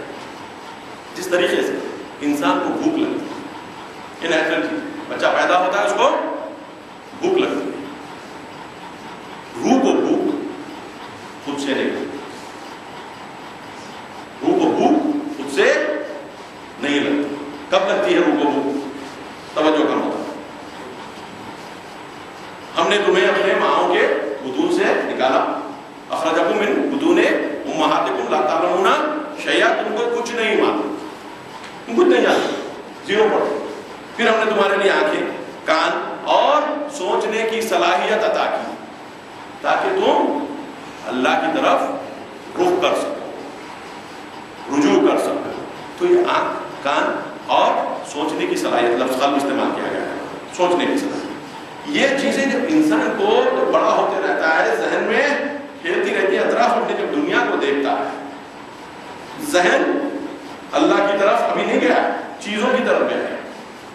جب ان پر غور کرتے کرتے کرتے کرتے ان کی عظمت کو دیکھتے ہوئے جب اس کو یہ سمجھ میں آتا ہے کہ بھئی یہ تو کچھ نہ کچھ ہے یہاں پر، اور جب یہ کچھ نہ کچھ اس کے ذہن میں خضوع اور خشوع کی کیفیت لا دیتا ہے، ابھی اللہ کی طرف نہیں گیا، ذہن روح جھکتی ہے اس عظمت الہی کے سامنے. جیسے ہی جھکتی ہے وہاں پر پہلا ایمان کا بیج اللہ بو دیتا ہے. دیکھ کر انجان مان لے، دیکھ کر توجہ نہ کرے، دیکھ کر جو ہے ہاں بھائی بہت اچھا ہے، بہت سینری اچھی ہے، بڑی چیز اچھی دکھنے کو آ رہی ہے. آج کا ٹورزم تو پورا اسی پہ چل رہا ہے. اچھی بیچز کہاں پر ہیں، اچھے پہاڑ کہاں پر ہیں، اچھی فلاں کہاں پر ہے، بہت اچھا. دیکھنے کے بعد خضوع ہے، ایمان کا پہلا بیج وہاں پر وارد ہوتا ہے. قرآن کی آیت ہے ان فی خلق السماوات والارض واختلاف اللیل والنہار لآیات لأولی الالباب. عقل رکھنے والوں کے لیے خلق سماوات، دنیا اور آسمانوں کے خلق ہونے میں اور رات اور دن کے بدلنے میں نشانیاں ہیں، نشانیاں ہیں. اور وہ لوگ کیسے ہیں؟ الذین یذکرون اللہ قیاما وقعودا وعلی جنوبہم وَيَتَفَكَّرُونَ فِي خَلْقِ السَّمَاوَاتِ وَالْأَرْضِ. یہ لوگ وہ ہیں، عقل رکھنے والے کون ہیں؟ سورہ آل عمران کی آیت ہے 190 کے بعد. ٹھیک، وہ لوگ کون ہیں؟ یہ اولی الالباب، عقل رکھنے والے لوگ کون ہیں؟ لوگ کا مطلب برین بھیجا، اولی الالباب میں نے برین رکھنے والے، عقل رکھنے والے.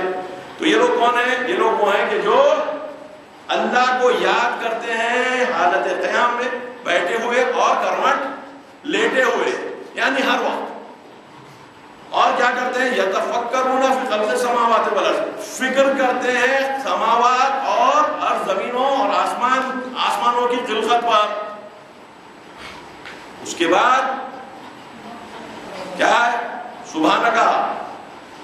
اس کے بعد کہتے ہیں کہ مالک تو نے ان کو ما خلقت ھذا باطلا، تو نے ان کو باطل خلق نہیں کیا. سبحانہ کا پاک ہے کہ تو کوئی باطل عمل کر سکے.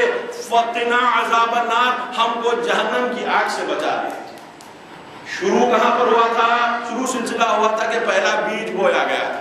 یہ اطراف کی چیزوں کو دیکھ کر، اندرونی کچھ اپنے خوبیوں کو دیکھ کر، صلاحیتوں کو دیکھ کر، اپنی میموری کی صلاحیت، یاد رکھنے کی صلاحیت، اپنے اندر علم حاصل کرنے کی صلاحیت. قرآن کی آیت جو کہتی ہے کہ تم کو ہم عنقریب نشانیاں دکھاتے ہیں کہ آفاق میں اور انفس میں، اطراف میں تمہارے اور تمہارے اندر. یہ آیات کی طرف جب انسان کا ذہن جا کے جیسے ہی جھکا، وہاں سے یہ کام شروع ہوا. کہاں تک پہنچا کر کہ خلق سماوات اور عرض کی طرف فکر کر رہا ہے. خالی سماوات اور عرض کی طرف نہیں، خلق بننے پر.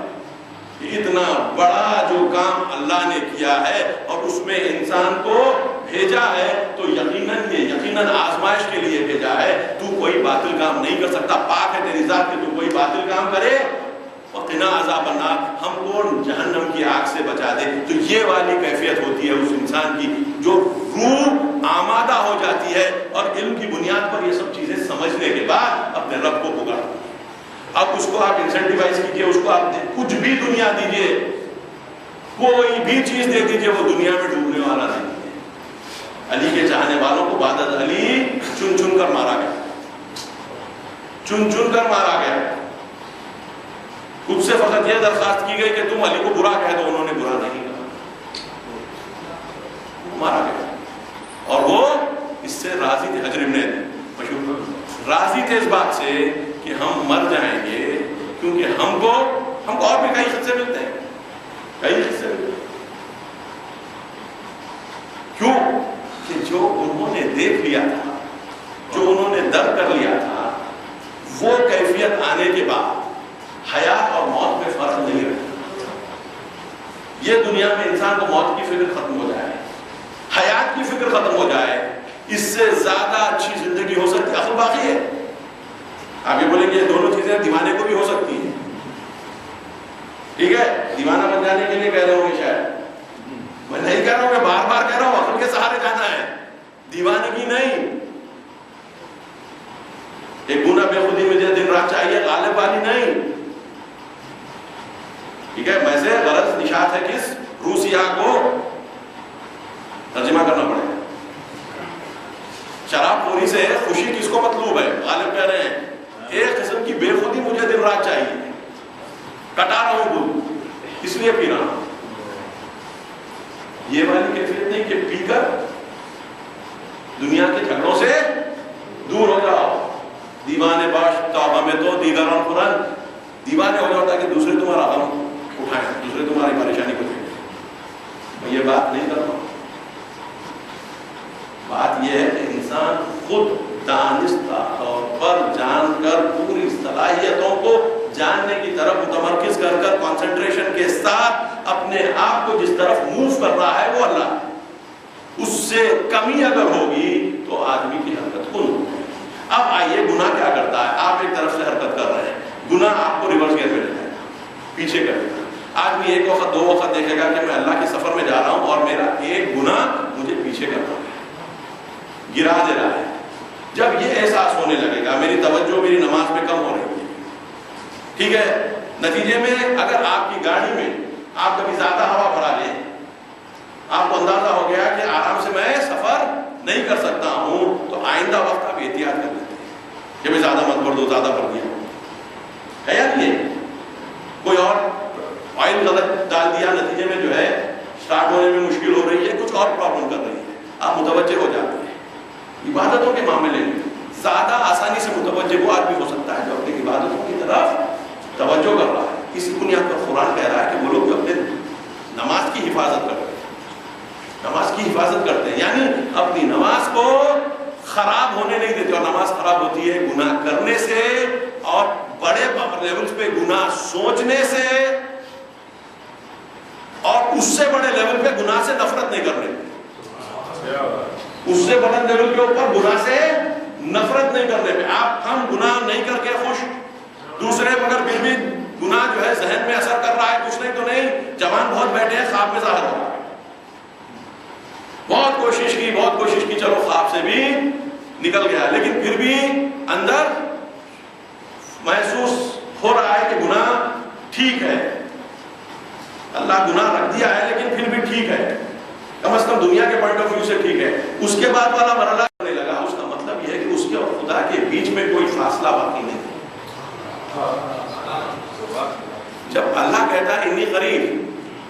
نظر نہیں آتا.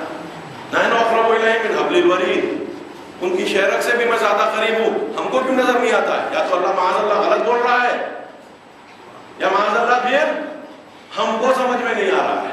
تو غلطی کدھر ہوگی؟ ادھر ہوگی یا ادھر ہوگی؟ ظاہراً یہ غلطی ادھر سے نہیں ہوئی، ورنہ ہم بھی نہیں رہتے. بلینوں چیزوں کے پورے ہونے کے نتیجے میں انسان کی حیات ممکن ہوئی، وہاں پر ایک بھی چیز کم ہو جاتی نا تو ہم ایسے نہیں رہتے، ہم ایسے نہیں رہتے. تو اب ہم خود دلیل ہے اس کے کمال کی. تبارک اللہ احسن الخالقین، بابرکت ہے وہ ذات جو بہترین خالق ہے. تو وہ تو ہم سند ہم خود ہیں اس کی. اب غلطی اگر ہے یا کمی اگر ہے تو کہاں پر ہے؟ کمی اگر ہے تو ہمارے پاس ہے. اس سے یہ توقع کرنا کہ وہ عطا نہیں کرے گا. اس لیے بار بار کہہ رہا ہے رحمان ہوں، رحیم ہوں. کیا نہیں ہوں؟ کیا نہیں ہوں؟ مگر اگر تم کو احساس ہو جائے، زبان سے بولنا اچھی چیز ہے، اللہ اکبر، زبان سے بولنا اچھی چیز ہے، لیکن دل سے بولنا اس سے بڑی چیز ہے. اور روح سے بات نکل جائے اور سوائے اللہ کے کوئی بڑا نظر نہ آئے، یہ پیغمبروں اور ائمہ والی کیفیت ہے جو وہ ہم سے امید کرتے ہیں کہ ہم اس کی پیروی کریں. اگر ان کی پیروی کرنے والا اگر نہ ہو تو پھر بات ہی کیا ہو؟ سنت الہی کیسے آگے بڑھے گی؟ آج کے دور میں نہ کوئی رسول ہے نہ کوئی ظاہری امام ہے، تو کس کے کھانوں پر ایمان چلے گا؟ اور ایمان فردی طور پر نہیں، اجتماعی طور پر. اقبال کا ایک شعر ہے، رسول صلی اللہ علیہ وسلم سے خطاب کرتے ہیں،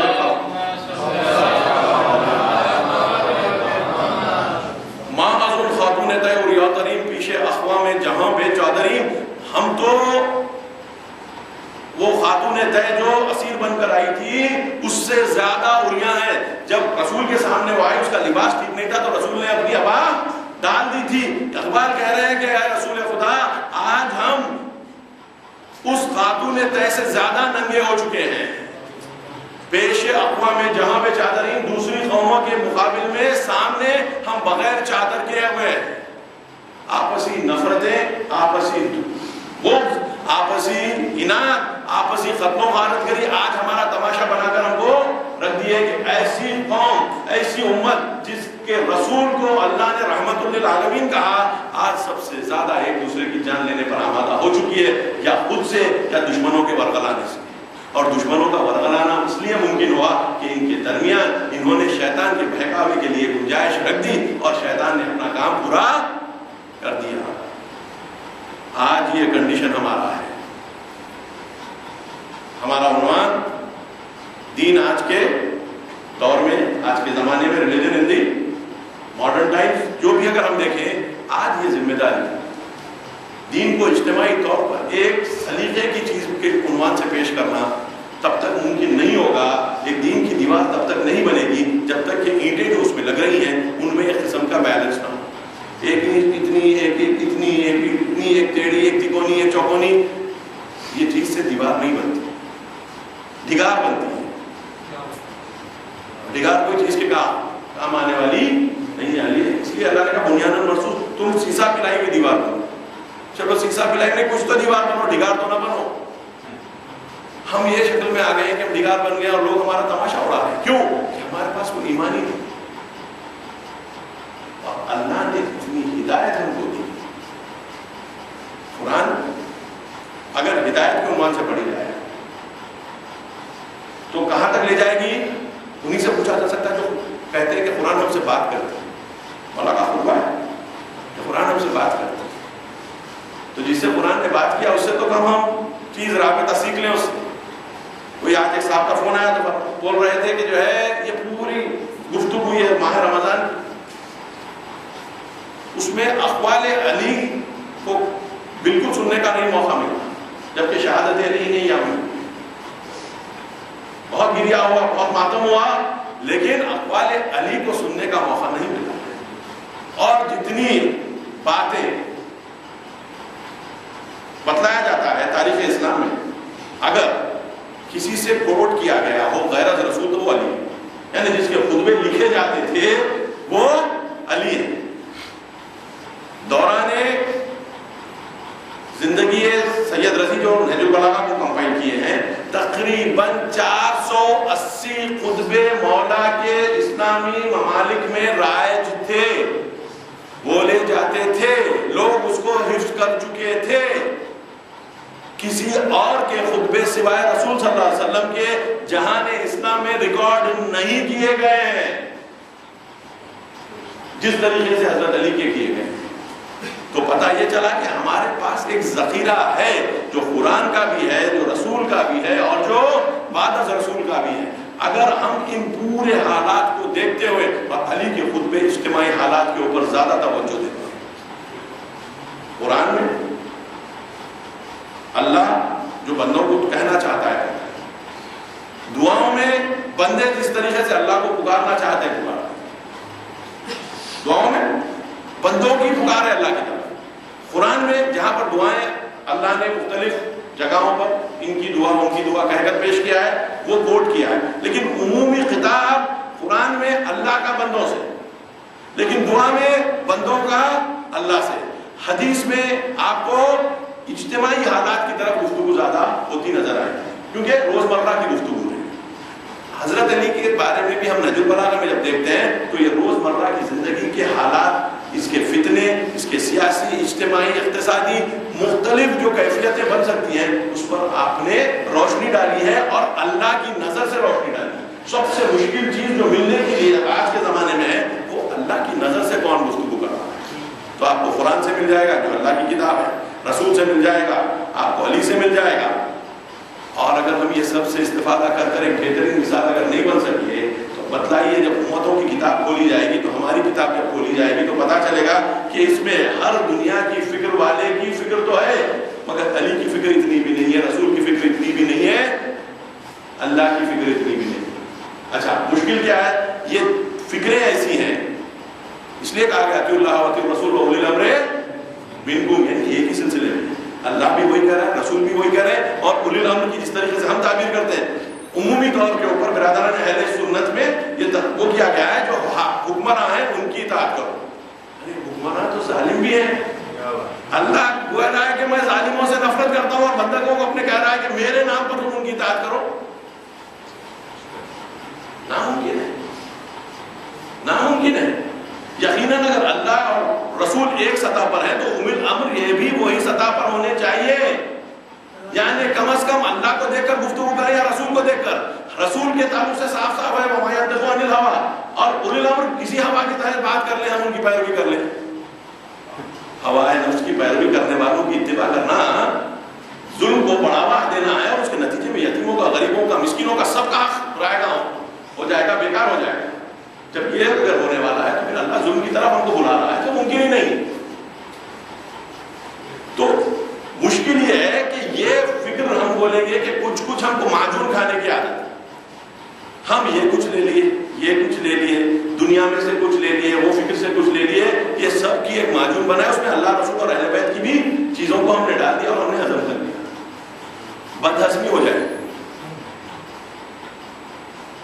قرآن کی آیت ہے، وہ لوگ جو اپنے دین کو کھیل اور تماشا سمجھتے ہیں، معنی کیا کہ ہم جس طریقے سے کبھی کپڑے ایسے پہن لیتے ہیں، کبھی ٹوپی رومی تو کبھی معلوم ہوا دوسری تو کبھی تیسری، جیسے ٹوپی بدلتے ہیں ویسے دین بدلتے ہیں، جیسے کپڑے بدلتے ہیں ویسے دین بدلتے ہیں، جیسے فیشن بدلتا ہے ویسے دین بدلتا ہے۔ آج سے 50 سال ہماری قوم کو دیکھ لیں، کیا کیا نئے نئے چیزیں آ گئی، کیا کیا چیزیں نہیں آ گئی دین کے نام جو تھی ہی نہیں۔ ہم اپنے بچپنے میں وہ چیزیں نہیں دیکھتے تھے، 80-90 سال پہلے جو لوگ رہے وہ لوگ اور بھی نہیں دیکھے۔ اتنے سالوں میں دین اتنا کیسے بدل گیا؟ بتلایا جاتا ہے کہ جاہلیت، جو عرب جاہلیت جس کو کہا جاتا ہے، وہ لگ بھگ میکسیمم 300 سال کا پیریڈ تھا، جب عرب مکے کے بت پرستی کو قبول کر کر اس سے ایک اقتصادی سودا کر لیے کہ یہ کعبہ تو اتنا پرانا بیت العتیق ہے، پرانا اینشنٹ گھر ہے، اس کو ہم کیوں نہ بت بنا کر اس میں بٹھا کر پیسے کیوں نہ کمائیں۔ تو نتیجے میں انہوں نے اس کو ایک مرکز بنا لیا عبادت کا، کن کے لیے؟ جو اطراف کے لوگ تھے جس میں بہت زیادہ بت پرست تھے، تو ان کو اٹریکٹ کرنے کے لیے کعبے کا سودا کیا ہے۔ اور ایام جاہلیت وہیں سے شروع ہوئے. اور کعبے کی کنڈیشن یہ ہوتی تھی کہ جس طریقے سے قرآن صاف صاف کہتا ہے کہ یہ حج کے دوران طواف کے دوران جو ہے تالی بجاتے تھے اور سیٹی بجاتے تھے. اور نتیجہ یہ ہوا کہ مکے میں اطراف فحشا گری کا اڈا بن گیا. یعنی عبادت میں اور فحشا گری میں کوئی فاصلہ باقی نہیں رہا. عام طور پہ ٹیمپل ٹاؤنز کا یہ کنڈیشن ہے. آج بڑے بڑے ٹیمپل ٹاؤنز جو ہیں ہمارے پاس, جہاں پر ٹیمپلز ہیں بڑے بڑے, ان میں فحشا گری کا جو رواج ہے بے انتہا زیادہ ہے. یعنی خدا اور فحشا میں کوئی فاصلہ باقی نہیں رہا. اس جگہ کے اوپر جب رسول آئے اور آ کر پیور دین جو پیش کیے, حنیف دین جو پیش کیے, قرآن جو لفظ حنیف استعمال کرتا ہے, اقیم وجہک للدین حنیفا, تم دین کی طرف اپنے آپ کو موڑ دو, رخ کر دو پیورسٹ طریقے سے. اس کا مطلب یہ ہے کہ معجون چلنے والی نہیں. جب تک معمولی دوا جو ہم کھاتے ہیں اس کی پیورٹی, وہ کہتے ہیں کہ 99% تک تو بہت آسانی سے ہو جاتی ہے, اس کے اوپر کی پیورٹی پہ جو ہے بہت مشکل کام ہوتا ہے اس کو وہاں سے اوپر لے جانا, اور اثر وہیں پر رہتا ہے. تو بدن کو کام آنے والی دوا کی پیورٹی 99% کو کراس کرنے کے بعد اثر انداز ہوتی ہے. تو روح پر اثر انداز ہونے والی فکر اگر مقدر ہو, ڈرٹیڈ ہو, ملی بھی ہو, ملاوٹ سے بھری بھی ہو, تو یہ فکر کیسے روح پر اثر کرے گی؟ جیسے روح پر اثر نہیں کرتی, ہم سمجھتے ہیں دین میں دم نہیں ہے. دم ہم میں نہیں ہے, دم ہم میں نہیں ہے, پیورٹی ہم میں نہیں ہے. جن کے پاس تھی انہوں نے بتایا کہ دین کو کیسے سمجھا جاتا ہے, دین کو کیسے سمجھایا جاتا ہے, دین کو کیسے جیا جاتا ہے, دین پہ کیسے جان دی جاتی ہے. ہم تو کچھ بھی نہیں جانتے, اور کیونکہ نہیں جانتے سمجھتے دین کمزور ہے.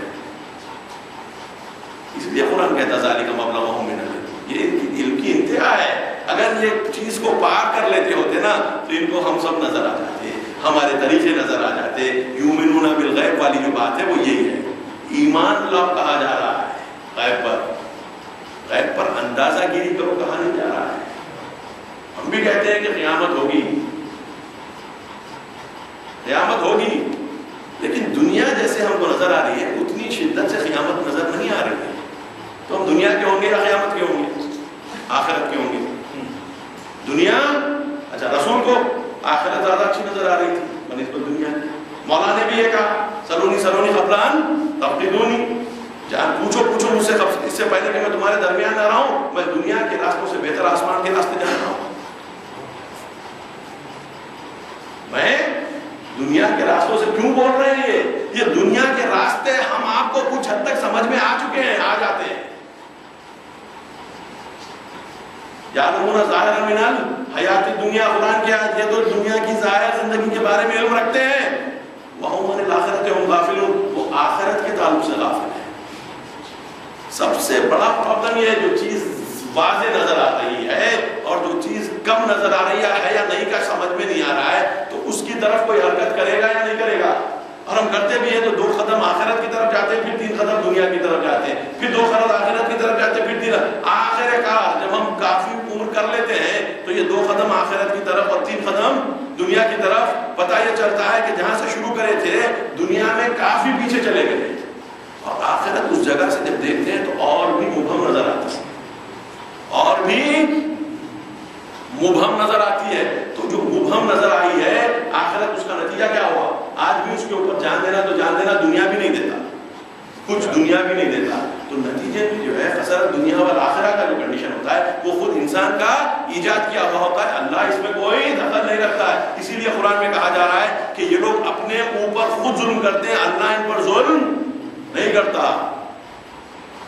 اللہ ان پر ظلم نہیں کرتا. تو یہ چیزوں کی طرف ہم کو غور کرنا ہے. آخرت اگر ہم کو ویسے نظر نہیں آئی روح کو پاک کرنے کے نتیجے میں, تب تک ہم آخرت کو بیس بنا کر زندگی نہیں گزاریں گے.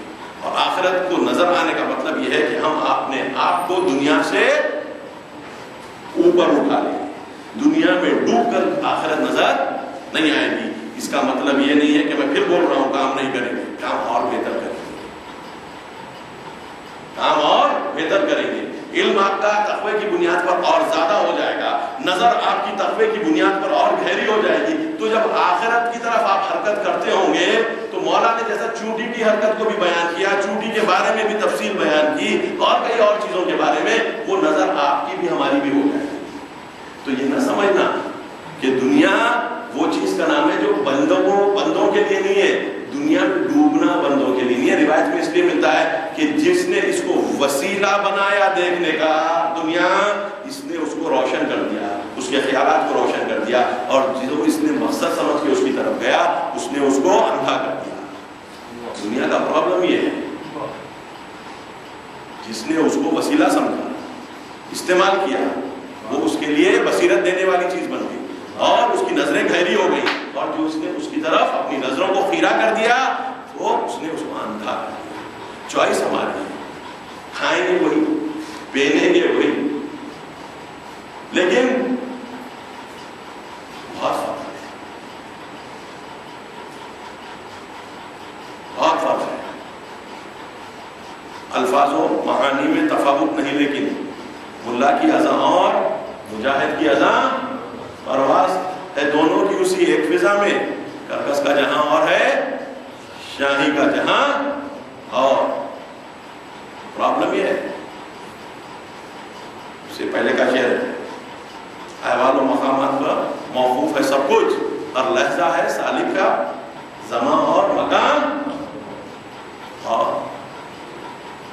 یہ انسان کی جو حرکت ہو رہی ہے روح کی، وہ حرکت اگر سمجھ میں آئے، اور انسان کی روح دل زندہ ہو، بیدار اگر ہو تو بتدریج بندے کو عطا کرتے ہیں چشمے نگراں، اور دل زندہ ہو، بیدار اگر ہو تو بتدریج بندے کو عطا کرتے ہیں چشمے نگراں۔ اور یہ جو ہے کیفیت انسان کی ہے، دل کو زندہ کرنا، گناہ سے پاک کرنا، عقل کو زندہ کرنا، ہر وہ چیز جو علم کا اضافہ کا سبب بنے اس پہ نظریں گاڑ دینا، ہر وہ چیز جو گناہ کی طرف لے جانے والی ہے اسے نظریں پھیر لینا۔ یہ اطراف کے مناظر جو گناہ کے ہیں وہ کم ہونے والے نہیں ہیں، خصوصاً آج ٹیلی ویژن، انٹرنیٹ اور دوسری طریقوں سے یہ مناظر کم ہونے والے نہیں ہیں، 100 گنا نہیں 1000 گنا بڑھ چکے ہیں۔ آپ کوئی بھی چیز نیوز کے خاطر بھی کھولیے، آپ کو کس طریقے سے ہمارا جوان ان کو ہینڈل کرے گا وہ امپورٹنٹ ہے۔ صحیح اینگل سے اگر استعمال کرے گا اسی سے طاقت لے کے اٹھے گا، غلط اینگل سے استعمال کرے گا اس میں غلط ہو جائے گا۔ ایک طریقے سے مومن کے لیے یہ فضا اچھی ہے، آزمائش زیادہ ہو رہی ہے تو طاقت زیادہ، روح کو کسرت کرنے کا موقع خوب مل رہا ہے، ٹھیک ہے؟ تو جتنا باڈی جیسا، باڈی کی تو دقتیں آتی ہے، مسٹر ورلڈ کوئی ہو جاتا ہے، مسٹر یونیورس کوئی ہو جاتا ہے تو مسلز جو ہے صاف صاف طور پر نظر آتے ہیں، فوٹوگرافس یہ وہ بالکل واضح طور پر، ٹھیک ہے؟ اب تو دوسری جگہ کے اوپر ہیرو لوگ بھی کپڑے اتار کر جو ہے اپنے مسلز کو ظاہر کر رہے ہیں، 6 پیک 8 پیک جو بھی ہوتا ہے، یہ تو دنیا والی چیز ہے، ٹھیک ہے؟ وزن اٹھا کر یہ کر کے وہ کر کے کچھ بھی ہو گیا، پیسے کمانے کے لیے، دنیا کمانے کے لیے۔ لیکن اسی طریقے سے روح بھی جب یہ گندگیوں سے بچنے لگتی ہے، اذا مروا باللغو مروا کرامہ کی بنیاد پہ کہ لفظ جب گزرتے ہیں تو کرامت کے ساتھ اور اردوباری کے ساتھ گزر جاتے ہیں، تو یہ روح مضبوط ہوتی جائے گی، روح کی مسل ظاہر نہیں ہوتی، روح کی مسل ظاہر نہیں ہوتے، لیکن جو روح کا سپاہی ہوتا ہے، مولا کی طرف سے جو باتیں کہی جاتی ہیں کہ آیت اللہ شہید مطہری لکھتے ہیں اپنی کتاب میں سہری نہج البلاغہ میں کہ مولا ایک ایسی جگہ سے نکلے تھے کہ جہاں پر بہت بڑے پہلوان نہیں ہوا کرتے، مکے کے لوگ تاجر لوگ تھے، لیکن ان کی بہادری، میں سے پہلے بھی ذکر کر چکا ہوں، ان کی بہادری، ان کی شجاعت عجیب و غریب تھی۔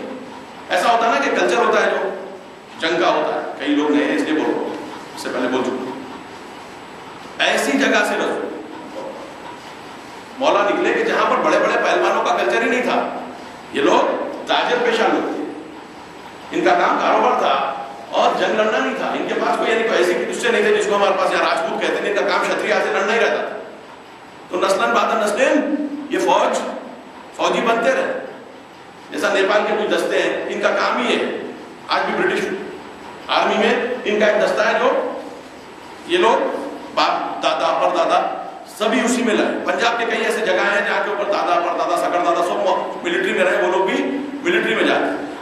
مولا جس قبیلے قوم کے تھے یہ تاج قوم, ایسی شجاعت اور ایسی طاقت اور ایسی پہلوانی کا تصور ہی نہیں تھا وہاں. تو وہاں سے وہ ویسی کیفیت, یہ سب روح کا کام.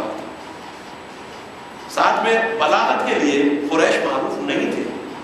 عربوں میں قریش سے بہتر عربی بولنے والے تھے, لیکن مولا کی جو فساد تھی وہ اگینسٹ دی ٹرینڈ تھی, عام حالات کے مقابل میں تھی, ریگولر کنڈیشن کے مطابق نہیں تھی. ایک ایک خوبی اگر آپ دیکھیں تو یہ اگینسٹ دی ٹرینڈ تھا, اگینسٹ دی پروسیس تھا. کیوں؟ روح کا کام, روح کا کمال. بات کیا ہے کی زندگیوں میں بھی دیکھیں, روح کا کمال. روح ایک عجب چیز کا نام ہے جو انسان کے بدن کو, خود مولا سے پوچھا گیا آپ اس سال سن میں 60 سال کے سن میں آپ کے پاس اتنی طاقت کیسی؟ تو کہا کیا تم نے اس صحرا کے درخت کو نہیں دیکھا, وہ ڈیزرٹ کے درخت کو نہیں دیکھا کہ جس کو پانی نہیں ڈالا جاتا؟ کیا اس کی لکڑی سخت نہیں ہوتی اس لکڑی کے مقابل میں جو باغ میں درخت بنا پڑا ہوتا ہے جس کو روز پانی ڈالا جاتا ہے, جس کو روز پانی ڈالا جاتا ہے. کہا کہ میری کو صحرا والے درخت کی کیفیت ہے, مجھے روز کوئی پانی نہیں ڈالتا, اور جس کو روز پانی ڈالا جاتا ہے وہ دکر تو آتے ہیں مگر لکڑی میں مضبوطی نہیں.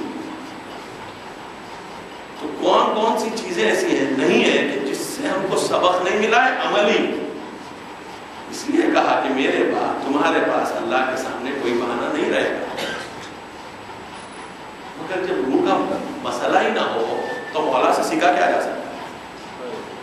جب روح کا مسئلہ ہی نہ ہو تو مولا سے سیکھا کیا جا سکتا ہے؟ کیونکہ انہوں نے اپنی روح کو مضبوط کر کے بتایا کہ روح کے کرامات کیا ہوتے ہیں, روح کس کس سطح تک جا سکتی ہے. علم, تقوی, زہد, کوئی اور چیز لے لیں. کوئی بڑے بڑے فلاسفرز کے درمیان علی کی پرورش نہیں ہوئی تھی, لیکن فلسفی مسائل پہلے کی جو نظر تھی, چاہے وہ عملی ہو, وہ چاہے نظری ہو, پیور تھاٹ ہو یا پریکٹیکل تھاٹ ہو, علی کی جو لیول کے اوپر ہے بتلاتے ہیں کہ حتیٰ ایرسٹوٹل کو, ارسطو کو, سقراط کو, افلاطون کو, ان کے تھاٹس کو انالائز کریں, آپ دیکھیں گے کہ علی کی فکر اس سے زیادہ اعلیٰ اور باریک بھی نہیں.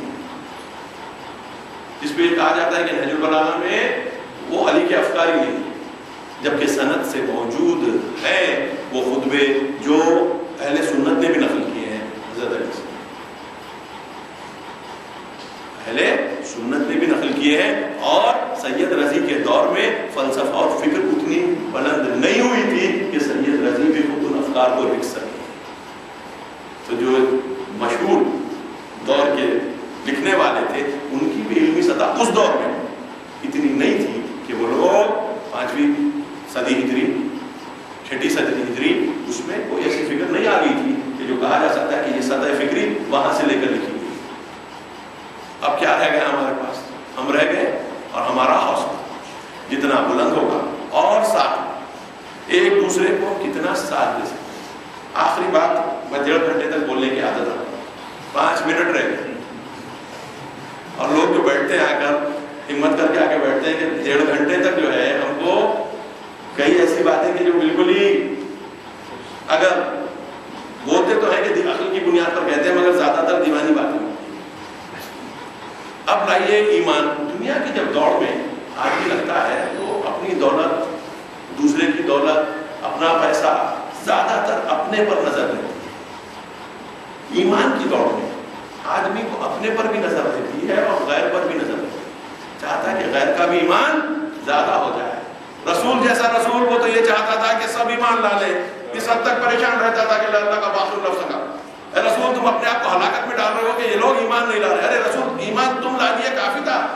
آمن رسول قرآن تصدیق کر رہا ہے, رسول ایمان لا لیے, اب دوسرے ایمان لائے یا نہ لائے وہاں علینا الا البلاغ چھوڑو ولیس علیہم بمسیطر. تم ان کے اوپر کوئی حکمران اور زبردستی کرنے والے, سیطرہ کرنے والے نہیں ہو. تو اللہ نے تو ذمہ داری اٹھا لی تھی, تم کیوں پریشان ہو رہے ہو؟ مارے ڈال رہے اپنے آپ کو کہ جو ہے وہ لوگ اس میں اسفا. کیوں؟ ایمان کی کیفیت یہ ہوتی ہے کہ دوسرے میں ایمان دیکھنا چاہتا ہے, دوسرے میں ایمان دیکھنا چاہتا ہے, دوسرا ایمان پر آ جائے تو اس کو خوشی ہوتی ہے. اب آپ بتلائیے اگر ہمارا ایمان بلند ہوگا تو مولا کو خوشی ہوگی یا نہیں ہوگی؟ ہاں, خوش کرنے کا طریقہ کیا ہے؟ اللہ والوں کو کیسے خوش کیا جا سکتا ہے, رسول کو کیسے خوش کیا جا سکتا ہے, حسین کو کیسے خوش کیا جا سکتا ہے, زینب کو, حضرت عباس کو کیسے خوش کیا جا سکتا ہے؟ ایمان کو بڑھا کر, کیا خالی نام لے کر, صرف نام لے کر. تو ایمان والوں کی کیفیت یہ ہوتی ہے کہ خود کا ایمان بڑھتا رہے, ساتھ میں دوسروں کا بھی ایمان بڑھے. یہاں پر کمپٹیشن نہیں ہوتا. اب جب اس ایمان کے دائرے میں آ کر دنیا میں بھی وارد ہوتا ہے اور بازار کو بھی اس نظر سے دیکھتا ہے تو یہ پسند کرتا ہے کہ بازار میں دولت بڑھے, سب سے فائدہ ہو جائے, نہ یہ کہ بازار کی دولت میرے پاس آ جائے. دو الگ الگ نظریے ہیں, دو الگ الگ نظریے ہیں. یا بازار کی دولت میرے پاس آ گئی, جتنا آج آپ کو بازار میں دکھ رہا ہے, بازار کی دولت کو اضافہ کرنے کی کوشش نہیں ہے. بازار کی دولت زیادہ سے زیادہ میرے پاس کیسے آ سکتی ہے, اس کی کوشش کی جا رہی ہے. کیسے کھیل اوپر نیچے کیے جا سکتے ہیں کہ جس کے نتیجے میں ہم کو زیادہ مل جائے. دنیا کا اقتصاد تقریباً 8 سال سے روبہ زوال ہے, لیکن بلینرز کی تعداد بڑھتی جا رہی ہے, کھرب پتیوں کی تعداد بڑھتی جا رہی ہے. یہ کیسے ہو رہا ہے؟ تو پتہ یہ چلا کہ پیسہ بڑھ نہیں رہا ہے, پیسے کی تقسیم خراب ہو رہی ہے. کمزور اور کم درآمد والے کو اور کم مل رہا ہے, اور جو زیادہ پیسہ رکھ رہا ہے اس کو زیادہ سے زیادہ ملتا جا رہا ہے. مومن کا کیا تصور ہوتا ہے؟ میں بازار کو بڑھاؤں, بازار میں دولت کو بڑھاؤں. کس طریقے سے بڑھاؤں, اس کی طرف توجہ کرتا ہے. بازار میں ویلیو کریشن امپورٹنٹ ہے. بازار کی ویلیو کو زیادہ میرے طرف کھینچنا. یہ سڑک کنڈی پر کبھی آپ کتوں کو لڑتے ہوئے دیکھیں, کیونکہ ان کو پتا ہے کہ جو کنڈی پر پھینکا گیا ہے بچا کچا وہ اتنا ہی رہے گا, اور میرا حصہ میرے لڑنے کی طاقت پر منحصر ہے. میں جیسے لڑوں گا اتنا حصہ مجھے ملے گا. تو آپ سب سے شدت کی لڑائی کتوں میں اگر ہوتی بھی دیکھیں گے تو کچرے کے کنڈی کے قریب.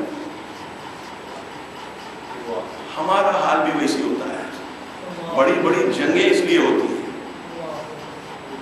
تاکہ ظاہر بیچارے کتے بدنام, ہم ان سے برا لڑتے ہیں, ہم ان سے برا لڑتے ہیں. جس طریقے سے ایک دوسرے پر بم مارتے ہیں. انسان کے بدن کو جنگوں میں ہوتا کیا ہے, انسان کا بدن دھات سے, میٹل سے اور آگ سے قریب کر دیا جاتا ہے. جنگ کا خلاصہ اگر میں آپ کو تعریف کروں گی, انسان کا بدن دھات سے, میٹل سے ٹکرا سکتا ہے, انسان کا بدن آگ سے ٹکرا سکتا ہے. جنگ ہوتی کیا ہے؟ خلاصہ اگر آپ جنگ کا کریں تو یہ ہوتا ہے کہ انسان کے بدن کو میٹل سے اور آگ سے قریب کر دیا جاتا ہے.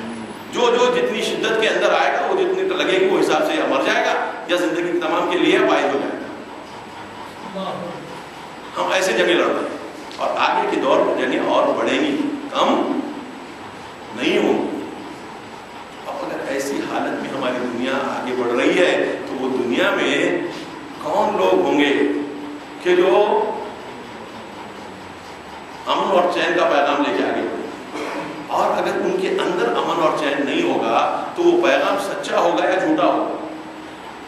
رسول رحمت للعالمین, اندر رسول کے رحمت نہیں. ممکن ہو سکتا ہے کہ رسول رحمت للعالمین بن جائے, رسول کے اصولوں میں رحمت نہیں, تو ممکن ہو سکتا ہے کہ رسول رحمت للعالمین بن جائے. آج ہمارے اندر رحمت نہیں تو کیا ممکن ہے ہم دنیا کو رحمت دکھا سکیں گے یا سکھا سکیں گے؟ نہ دکھا سکیں گے نہ سکھا سکیں گے. مشکل ہماری سب سے بڑی ابھی آپ کی پڑی ہے کہ نمونہ ایمان کا بن کر اجتماع میں, سوسائٹی میں ایک گروپ کے طور پر ظاہر ہونا, علمی طور پر, فکری طور پر, اور یہ بتلانا کہ اگر ہم علم میں اللہ کا نام لے کے آگے بڑھتے ہیں تو اللہ ہم کو وہ علم دیتا ہے کہ جو سب سے اعلیٰ علم ہوگا. کیوں؟ کیونکہ ہم نے کہا کہ اللہ کا علم اس کی مرضی سے ملنے والا ہے. وَلَا يُحِيطُونَ بِشَيْءٍ مِّنْ عِلْمِهِ إِلَّا بِمَا شَاءَ. اور شاء میں کیسا شاء؟ وہ پسند نہیں کرے گا کہ اس کا تقوی اختیار کرنے والوں کو علم نہ دے اور ان کو علم دے دے کہ جو تقوی اختیار نہیں کر رہے ہیں، جبکہ قرآن میں کہہ رہا ہے وَمَن يَتَّقِ اللَّهَ اتَّقُوا اللَّهَ وَيُعَلِّمُكُمُ اللَّهُ۔ جب اللہ کہہ رہا ہے کہ تم تقوی اختیار کر لو میں تم کو علم دوں گا، یہ پوری چیزوں کو ہم ایک ایک جگہ لا کر رکھتے جائیں تو ایک سلسلے وار سڑک نما چیز نظر آئے گی جس کو صراط مستقیم کہا جاتا ہے۔ اس میں کوئی کجی اور اعوجاج نہیں ہوتا، کوئی ادھر ادھر جانے والی چیز نہیں ہوتی، جب سیدھا راستہ ہے۔ اس کا مطلب یہ ہے کہ اس کے اندر کوئی آپ کو ٹائم خراب ہونے کی چیز نہیں ہے۔ کئی راستے کجی کے ساتھ ادھر ادھر مڑ کے دنیا کے راستوں میں بہت ہوتی ہے، مگر ہم اس کو بڑا آسانی طے کر لیتے ہیں کیونکہ ہمیں دل میں خواہش ہوتی ہے، دل میں خواہش ہوتی ہے۔ 25 ٹپلیں جو ہیں ہم برداشت کریں گے اور جا کر وہ چیز دنیا کی حاصل کریں گے، جبکہ وہ صراط مستقیم پہ نہیں ہوتی، صراط مستقیم پر نہیں ہوتی۔ اللہ کا راستہ سیدھا راستہ ہے، یعنی اگر آپ اس پر لگ گئے تو آپ کی انرجیز ویسٹ ہونے والی نہیں ہے، آپ منیمم انرجی کے ساتھ میکسیمم ڈسٹینس طے کر سکتے ہیں، پرووائڈڈ اس بنیاد پر مبنی ہے کہ ایمان اور تقوی کی دولت جو ہم کو قرآن اور حدیث اور رسول اور علیہ رسول کے ذریعے سے نصیب ہوئی ہے اور موجود ہے، اس کی طرف توجہ کریں، ایک گروپ کی شکل میں ہم آگے بڑھیں، آپس میں محبتوں کو اضافہ کریں اور ایک دوسرے کے ایمان کے بڑھتے ہوئے درجوں کو دیکھ کر خوش ہوں اور ایک دوسرے کے ساتھ جو ہے آگے بڑھنے کی پوری کوشش کریں اور اس کو لے کر بازار میں علم کے ساتھ، فکر کے ساتھ، تقوی کے ساتھ وارد ہوں اور لوگوں کے لیے بہترین مثال بن جائیں، تاکہ کذالک جعلناکم امۃ وسطا لتکونوا شہداء علی الناس کے مصداق بن سکے۔ اسی طریقے سے ہم نے تمہیں ایک درمیانی قوم بنایا تاکہ تم لوگوں پر گواہ بن سکو اور رسول تم پر گواہ بنے۔ ہے ہم میں حوصلہ تو بہت بڑی چیز ہے، اگر حوصلہ نہیں ہے تو گلا کرنے کے لیے، شکوہ کرنے کے لیے سوائے اپنی کم عقلی، کم فہمی اور غرور کے علاوہ ہمارے پاس کچھ بھی نہیں ہے۔ قرآن کہتا ہے کہ دنیا کی زندگی سوائے دھوکے کے کچھ نہیں ہے، تو آیا دھوکہ کھا کر دنیا سے جانا ہے یا دنیا کو سمجھ کر دنیا کو اپنا کر آخرت کے سائے میں دنیا میں چل کر لوگوں کے لیے، اپنے لیے اور لوگوں کے لیے مثال بن جانا وہ بہتر ہے؟